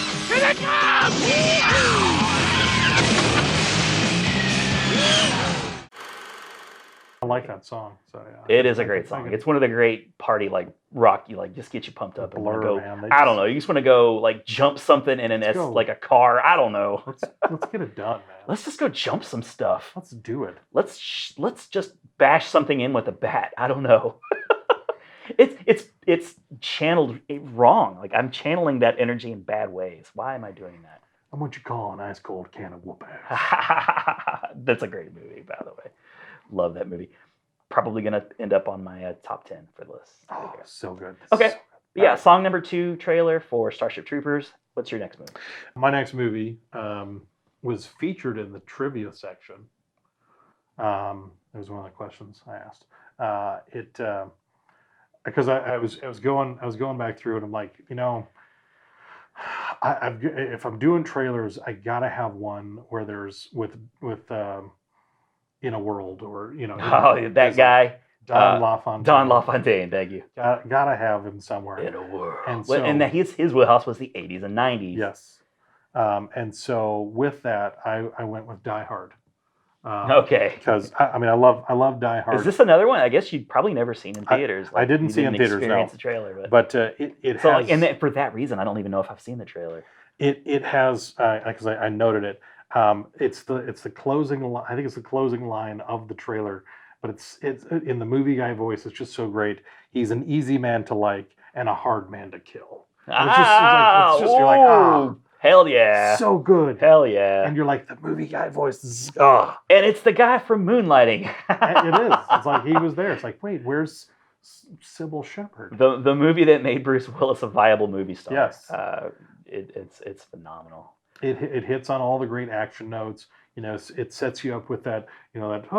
He was here for a Christmas party, but something. Does it have a Christmassy feel? The trailer. This one doesn't have as much of the more recent trailers where it's like, oh, it's a Christmas movie. It's like, yeah, he was here for a Christmas party. Okay, but then things went awry. Yeah, and I was like, you're just on like the 30th floor. 30th floor. Damn it. See, that's why I'm not good at trivia. I just learned the answer like an hour ago, and I'm like, 29th, right? Damn it, stupid brain. That Nakatomi Plaza, man, it'll do it to you every time. That building's still standing, man. Yes. It's a landmark. If I ever go to California, that will be one of the reasons I would go there. Would be to see Nakatomi. Isn't it Plaza. like it's like a? I think it's a Fox. Yeah, it's owned like building. a Fox-owned building. Yeah, right. But it's not a business plaza at all. No, it's just lies. But it's I love that movie so much, and it's one of those like I wish. Like if they ever re-release it in theaters, I will have to go see it in like theaters. A Fathom events type thing. Because I've not had the opportunity. Or what about at the drive-in? Because we have a drive-in that's doing like retro Wednesday nights. I would go see it at the drive-in. That would be perfect. I would do that. That'd be perfect. Because John McClane. I think that's the Die Hard series is my favorite action movie series, and it's got the Don LaFontaine movie guy voice. It's got the great cuts of the film where you get a good sense of the movie, but you're not like. I hate those trailers that are just so gratuitous where it's like, oh, all the good stuff is in the trailer. It's like, no, there's still so much left. Yeah. And then I would like to do a future topic of movies that disappoint. We could, that would be much easier when to do them, the best trailers, because there's a lot of really good ones. Yeah. There's a lot of really shitty ones. But yeah, so Die Hard. Only John can drive somebody that crazy. He's an easy guy to like. Come out to the coast, we'll get together, have a few laughs. And a hard man to kill. Bruce Willis. Die Hard. Now, I am old enough to remember seeing the trailer for Die Hard 2, Die Harder. Die Harder. And it was awesome. I really enjoyed it. John McClane will never disappoint you. I think I saw that maybe when I went to see Total Recall. Just being like, yep, that looks cool. Because did that come out at Christmas time? No, it was a summer movie. It took place at Christmas. Yeah, both of them take place at Christmas. Yeah. Okay. Moving on to the next one for me. Moving on to the next one. Ooh, boy, we got some good ones here. Makes me want to go back and watch some of these. My next pick, I have to choose this one. I'm like, am I gonna have to do shout outs or save this for like a future episode? Because I got so many good ones. All right, now it can be both frustrating and exciting when a trailer hooks you and doesn't. It's intriguing, but you just have no idea what the hell is going on in the damn thing. And I think a recent example of that is the Once Upon a Time in Hollywood. Okay. It's like everything that's happening here is cool. I have no idea what the movie's about. I have no idea what the movie's about. But it's cool things are happening in front of my eyeballs. I'm in. I can dig that. Now, there's another Quentin Tarantino movie that does just the opposite. It tells you exactly what the movie's about. And it's just laid out for you. And Brad Pitt comes out and he's like, I'm Lieutenant Aldo Rain, and I got one job, killing Nazis. Like, it's that speech that he gives in Glorious Bastards. Holy shit. The Bear Jew. The Bear Jew, yes. And the trailer is the trailer makes you think the whole movie is about them. Yeah. When in fact, it's just like maybe a third. Yeah. You kind of get an introduction to them, and then they kind of finish it up at the end. But it's also, if we're just talking about the movie for a second, Christoph Waltz? Christoph Waltz. On my radar at that point, yep. as the just cold, calculated Nazi. He just wanted a glass of milk.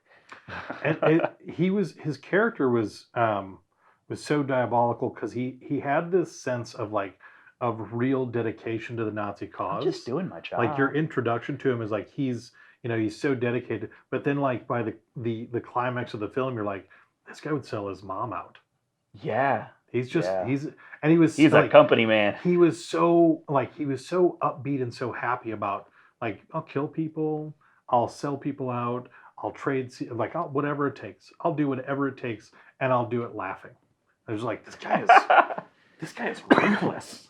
Yes, that's true. But in the trailer, it's just just a cut of, and there's like this hard metal music playing, and it's just Brad, and he's like, the Nazis will just, we will sicken them, like they will be frightened of us. And it's just like cuts of them doing their work. And there's like the Bear Jew and this one here is ready, like he wants to die for country. Oblige him, just like, holy shit, this is badass. And that trailer sold me, and it would have been a tough sell otherwise. Yeah, I think like he just had to come out like, okay, we're doing this, movie about this group of Nazi killers, and oh, by the way, spoiler alert, we're going to alter history. We're going to tell you a story too. We're going to tell you a story, and then the ending is going to be more of a payoff that's satisfactory, I guess. Have you seen Once Upon a Time in Hollywood I've not yet? seen it yet. I can't talk about it with you then. Okay. You can. I just won't have much. Well, to it's say. still fresh in theaters, so like I'm not going to ruin it for anybody. But let's just say they're similar in nature as far as that goes. Matthew Lillard and Skeet Ulrich are the killers. I didn't see that coming. I'll be right back. No, damn, that would have been a good trailer to pick. But yeah, Inglourious Bastards is just, exactly what you're getting, and you're almost disappointed. Well, I take that back. You're not disappointed at all because the movie actually is so good throughout. Yeah. All the characters are very interesting. So yeah, the Inglourious Bastards, it would have been desensitizing if it were just them cracking bats on heads of It would have Nazis. gotten gratuitous. Like, you would have enjoyed it for a while, but then it would be like, okay. Yeah. It was balanced out well. It's like you get the setup, and then you get like this story, this really delicate story. Well told. Very well told. Yeah. And I mean, that's just Tarantino, man. He's just a master. But that might be the most gratuitous of all his movie trailers for any of his movies. I think he's just like, I want you to know that this is about killing Nazis. The German will be sickened by us. The German will talk about us. And the German will fear us. Nazi ain't got no humanity. And they need to be destroyed. Each and every man under my command owes me 100 Nazi scalps. And I want my scalps. And that Just speech, kill him. Brad Pitt, I loved him. I wish he could just make Tarantino movies every year because he fits like a glove. He's a good, I forget what I watched him in the other day. It's like there's when Brad Pitt is really on the money. Yeah. He's just When like, he's not being like a handsome leading man yeah, type. when he's not just like he's here and he's kind of a tool. It's like when he's actually, because he can act. Yeah, he And I think act- there's he a lot can of people don't fucking- trust him to fucking act. act really good. But He's there's like that Donald Trump. Like he can act good. he can act Sorry, good. sorry, I don't think it political. Oh, we should make it political. He's the best. It's gonna be huge. He's It'll be gonna be huge. But yeah, you're right. When he's being asked to not be a pretty boy, he can act. He can and really he's put- willing to disfigure himself. Yeah. Because he's got the crazy scar on the weird haircut, similar to Fury. Yeah, like And I mean, off-putting appearance in that as well. he's there's I feel like when he's in a movie and he's not used to his full capacity, I'm upset because like he is like, okay, you missed an opportunity here. Yeah. He can really act when when you give him a challenge. When you just want to be like, hey, just kind of be Brad Pitty in this movie. Just like, just kind of have like a bag of snacks and just kind of be like, I'm here because like, why are you? You're underusing him. I hope that I get to see his abs. He's a good-looking man. I'm not gonna lie. He's a handsome fella. He's a handsome fella, and that new movie with him looks pretty interesting, where he goes up into space because. Oh, Ad Astra. Yeah, I think that has potential. It could have also potential to let me down hard. I really hope that it's like people go see it like, wait a minute, this ends up being a sequel to Space Cowboys. What? Oh shit, Tommy Lee Because Jones. Tommy Lee Jones plays his dad in Yes. the movie, and I'm like, Yes. is this and I think Donald Sutherland's in the movie too. I'm Holy like, shit, you're right. is this If a Clint sequel to Eastwood pops up. This is a sequel to Space Cowboys. What the? You backdoor sequeled me. I kind of like it when that happens. I would be actually very happy if that happened. I think it would be delightful. All right, that's my fourth, Inglourious Bastards. What about All you? right, this one Number two. is number two. This is number two. We're getting down to the The nitty gritty. the nitty gritty, as they say. This one's probably I would venture to guess not on your radar. Okay. Because it's kind of off the beaten path. Wait, a little I've bit. already vouched for this list. This one's a little out there. Okay. So it was either 2000 or 2001. One of my favorite comedians of all time retired his jokes that he had been telling for years and years and years, and he did so in a comedy special called "I'm Telling You for the Last Time." And then because he can't really sit still and stop being funny, he decided, well, what would happen if I just decided to start from the beginning again? And so Jerry Seinfeld made a movie called Comedian. Oh, okay. And I remember that when it came out. it came out in 2002, Didn't see and, it. At least I don't think I saw it. and it followed Jerry Seinfeld and I can't remember the other guy's name. I should have looked it up. Was it like his manager or something like that? It was a young comedian who was Okay. getting started. He either just was or is going to be in Lexington soon, and his tickets are on sale for $20. So Oh my he gosh. never really made it big. Yeah.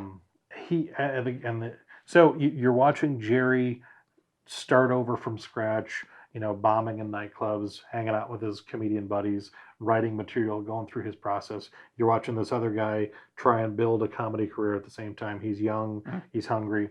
But the trailer to me, I loved the trailer because it's not Don LaFontaine, but it was his counterpart, Hal Douglas. Okay. They were the two movie guy voices. Oh, I remember that trailer. And Yeah, he- where he they were like, comes- do it differently. He comes in and he starts in a world, and then you don't know it, but Tom Papa's the guy he's in the booth. Okay, And he's like, okay, you're right. That is an epic Not trailer. in the world, and I love it because it's so meta.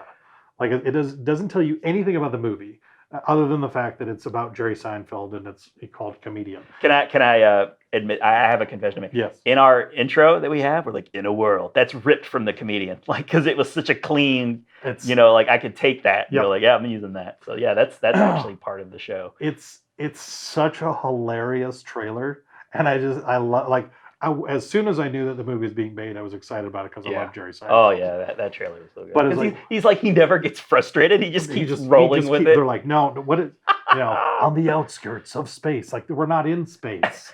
What? And it's all movie guy voice. Yes. And it's just all this tropes in the city. I was like, no, it's not in the city. We're not using that either. One man. No, not. And it's just the whole thing. I just sit there. It's like, I watched it so many times. It's just fantastic. in reminiscing. It's like, this is just so funny. No in a world, Jack. What do you mean, no in a world? It's not that kind of movie. Oh? Okay. In a land that... No in a land either. In a time... Nah, I don't think so. In a land before time. That's a hidden gem of a trailer. Oh, I'm not even sure where I saw that because the movie itself wasn't on my radar. Yeah.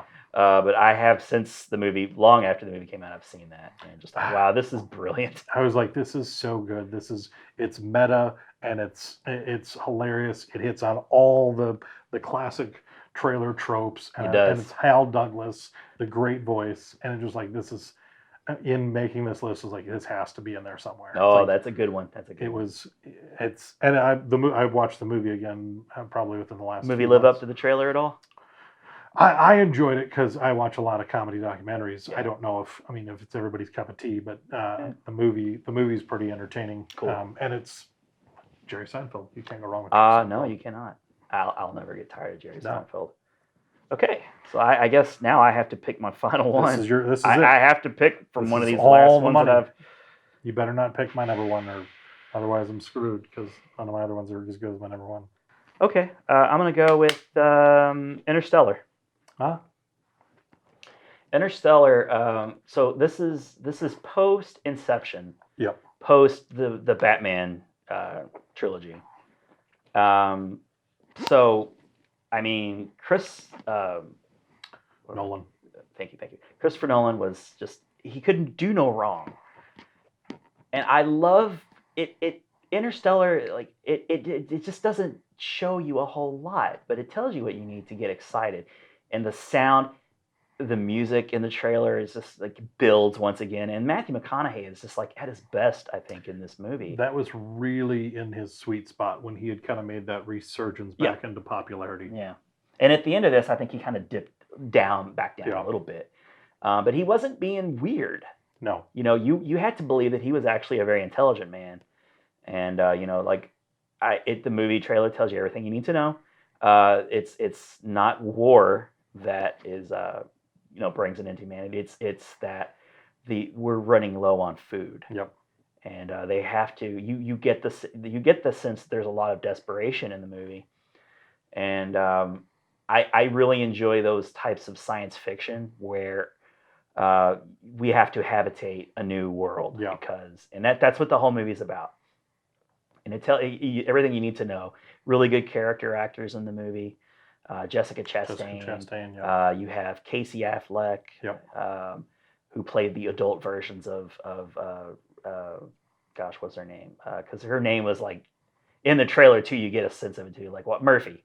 Yeah. It's like, why do you call me Murphy's Law? Like it means something bad. And he had like this great little speech, like delivered by Matthew McConaughey. It's just so wonderful, so good. And this is also just post True Detective, where he really got a surge. Yeah, he was excellent in that. And Christopher Nolan movies too. Like I already knew his reputation for making things tactile and realistic. Everything's grounded in reality. Oh, and Michael Caine. You can't have a Christopher Nolan movie without Michael Caine, who is in it, and as well as who was the girl, the woman who was also on the flight.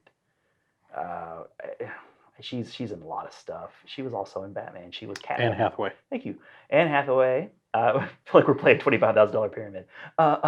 She was Catwoman. She was a Christopher Nolan actor. William Devane. He was in it. Yeah. He'll sell you some gold these days. And and the actor who was also in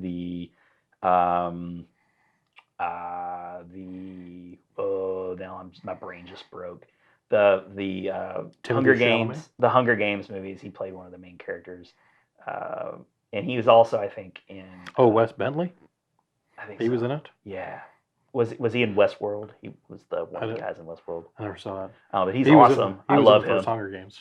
I love him, but I don't love him enough to know his name. I haven't committed. He to was memory. great. He was whatever fantastic. his name is. But he was just great, and he didn't need to be, but he still was. John- And then of course you got that great Matt Damon surprise at the end of the movie. Matt Damon.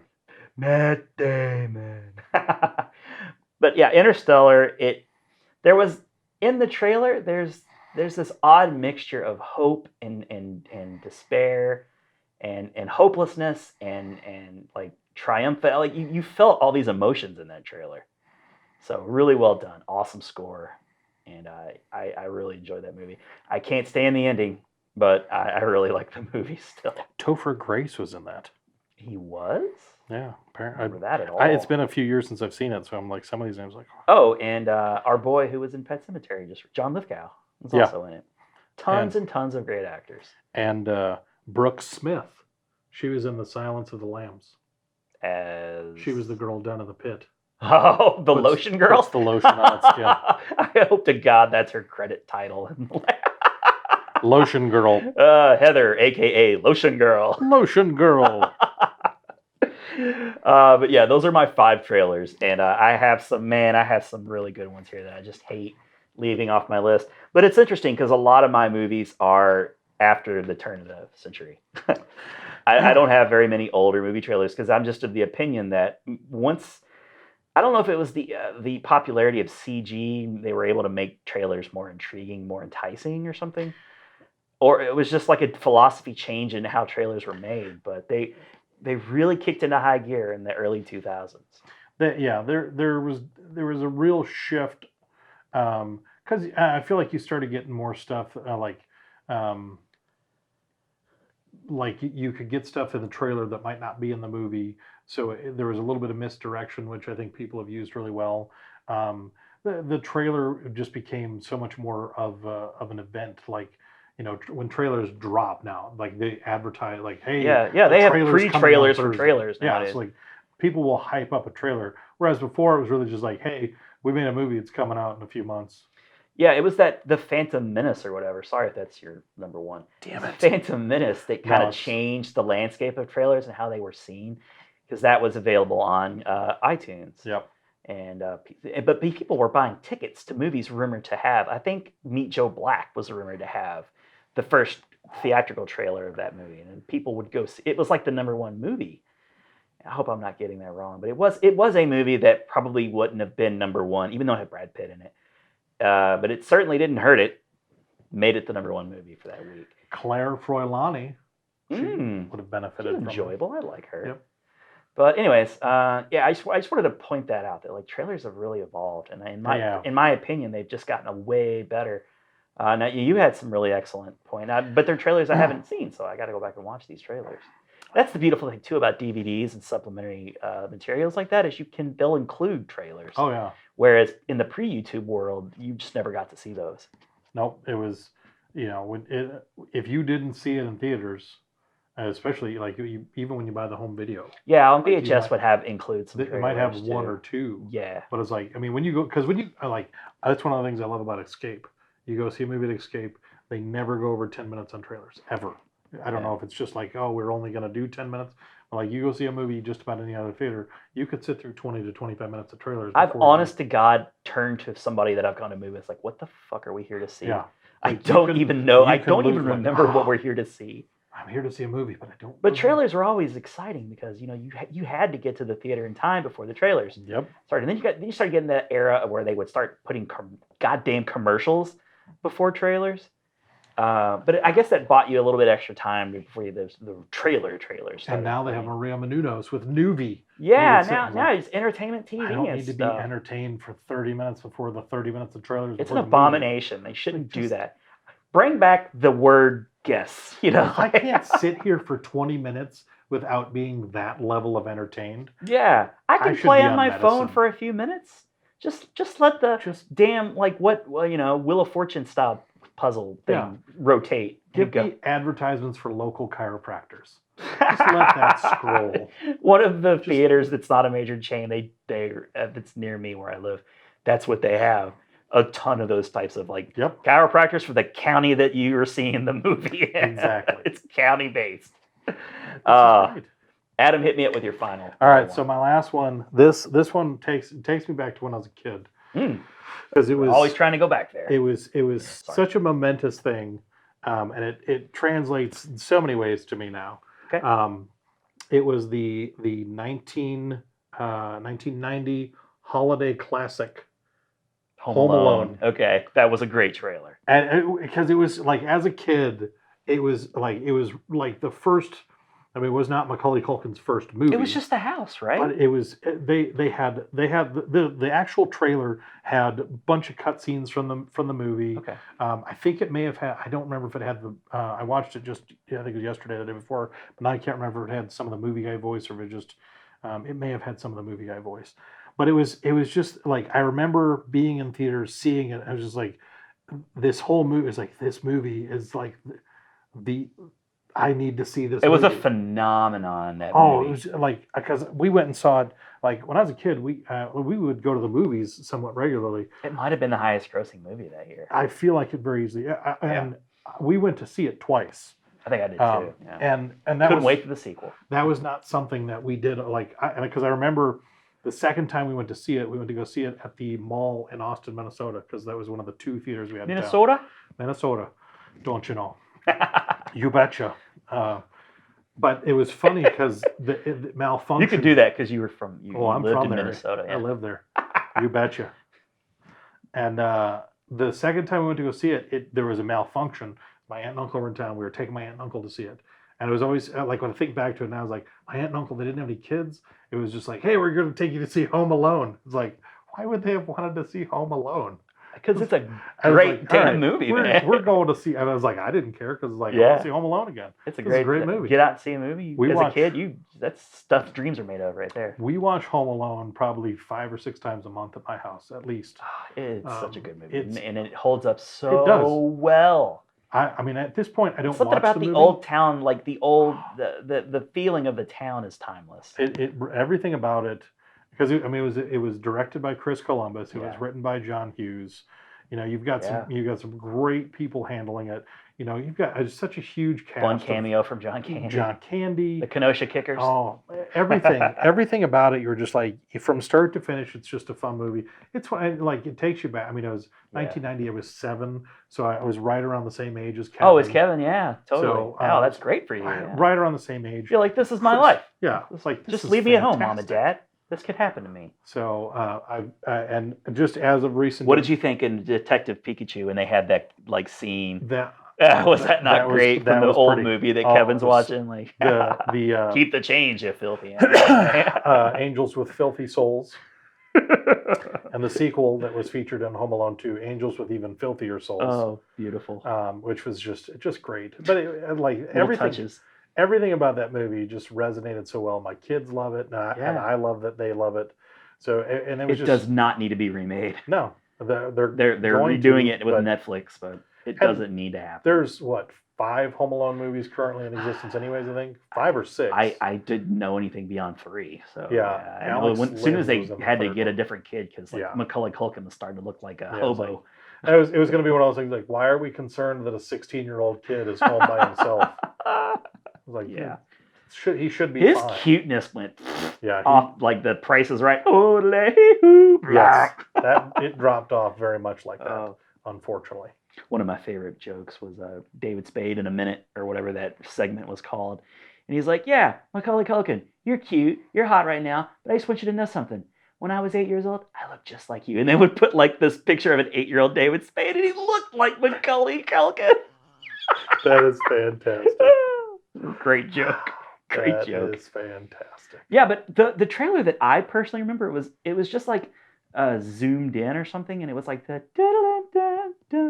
and The teaser for it, yeah. yeah, and that I guess that was just a teaser, and like it zooms in, and then there's like a light that comes on, I Yep. think. But that was so good, but I don't even know if I remember I mean, I'm sure I've seen it a million times. Yeah.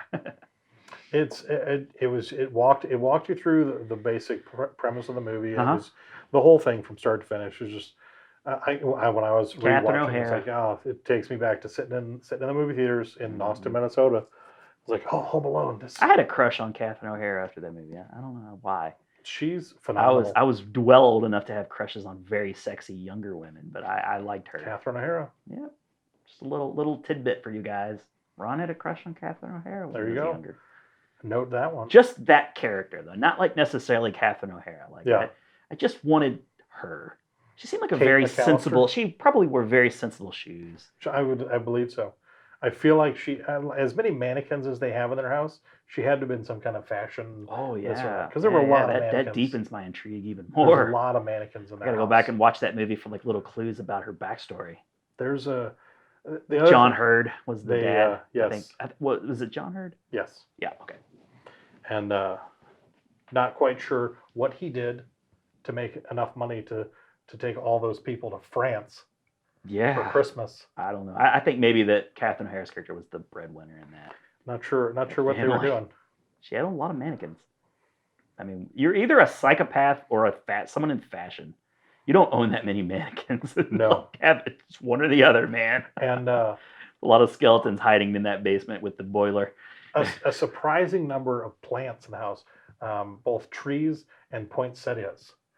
Poinsettias. I keep going back. It's like Titanic. I need to try and count the number of poinsettias in the film. Stop it. It's upsetting the way you're saying it. That's why I say that. They're like, oh, it's a poinsettia. Poinsettia. Poinsettias. I'm gonna go with poinsettia. And you're like, is he right? Have I been wrong my whole freaking life? I don't like, even know. I like causing that kind of doubt You to like people. yes. It's a little seed you'd like to plant. They eventually go mad. I'm a bit of a rascal. I'm a bit of a rascal. Yeah, troublemaker. Okay. Bingo. Clark. So those were our 10. That's it. 10 trailers. That's Those the are 10. all excellent. I gotta admit, there's a couple of those that I haven't even seen, but I need to go I back can and watch some of imagine. yours. I had a difficult time with this list because immediately I started going back to some of my childhood favorites like Goonies, Yeah. Ghostbusters, and like all these movies. And I'm watching these trailers and I'm like, it's very basic. Some of the trailers, because I was the same way. It's like this was not as great as I thought it was. Yeah. The movie's great, but this The trailer. movie's great, but they just didn't spend the extra time on trailers. No. T2 is an interesting example where they actually had just all new footage just for the trailer. So that was pretty unique. And I know a lot of people love that trailer. But even still, I think it's pretty basic. Did you want to do any honorable mentions? Or you just gonna- Let's save them. Okay. I'm dying to like point some of these out, but I think we should, because I think we could milk this. Oh yeah, a there's bit more. There's plenty more. There's a lot, as many movies as there are. There's trailers, and it's trailers' sole purpose is to make you want. It's selling you something. I want you to go see the movie, and I definitely want to explore the fantastic trailers with disappointing movie. Yes, because I think we could make a topic out of that pretty easy. All right, that was that. Hope you guys that's enjoyed. the feature presentation. That is the feature presentation, and that leads us into our third segment, which is just more or less a setup for the next episode. This is like our post-credit scene. Kinda like an yeah, MCU. that's what we should call this. This is the post-credit scene. This is post-credit scene. We just keep coming up with like segment names in the process of like so post-credit scene. So for me, we're doing what you haven't seen that. You haven't seen that. What? Okay. You I guess go first. Okay. Since I led off the other This segment. is I've been thinking about this one recently because I've been kind of low key looking for it. I was at Half Price Books last night and I looked to see if they had it there. I probably will have to go on Amazon, otherwise I'll just Or see eBay. see if I can track down, because I always like to have the actual DVD. I hate just buying a digital copy of Me most too. things. Oh god, So physical all the way. I like to have the DVD, but if I have to settle for less, I will. If but, you can't have it.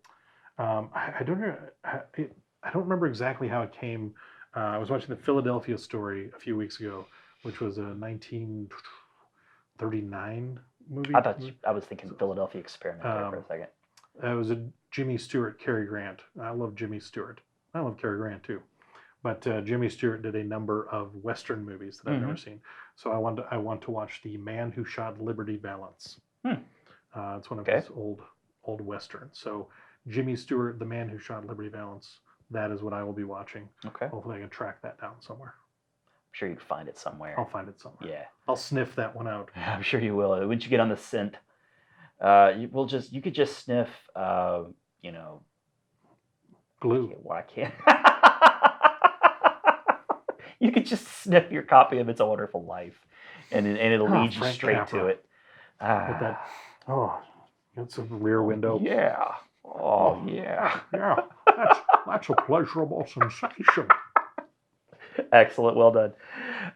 For me, I am going to pick the 1984 classic Repo Man with Emilio Estevez. Emilio Estevez and Charlie Sheen. Or Is Charlie no, that's in Men that? at Work. I was thinking Men at Work.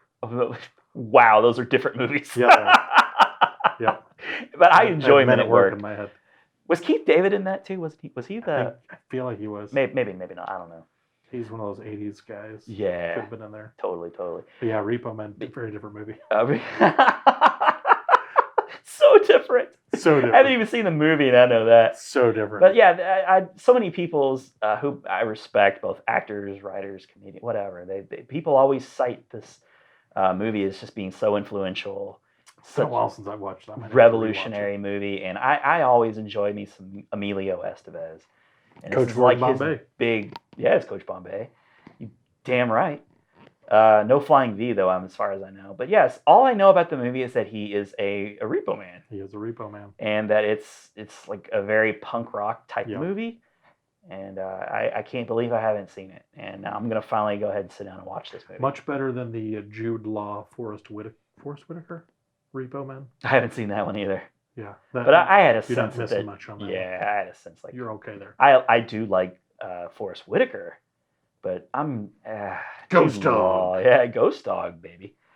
All right, so that's been our episode. That's us. For your eyes only, and for Mitch's eye. It's in the We can. need to, yeah. Mitch's eye is in the can. We're keeping it. We may sell it to benefit. Put it on eBay.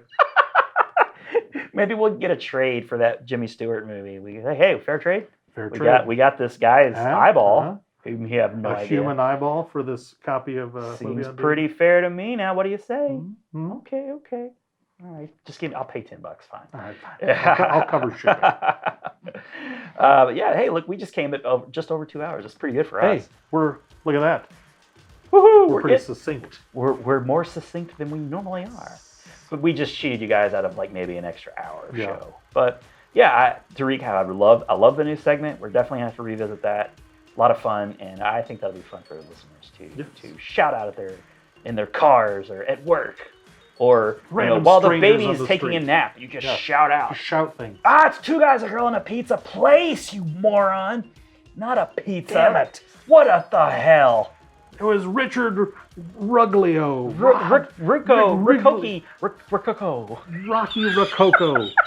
That's who it was. Damn it. I've been Ron Davis. I'm Adam Peterson. See you next time.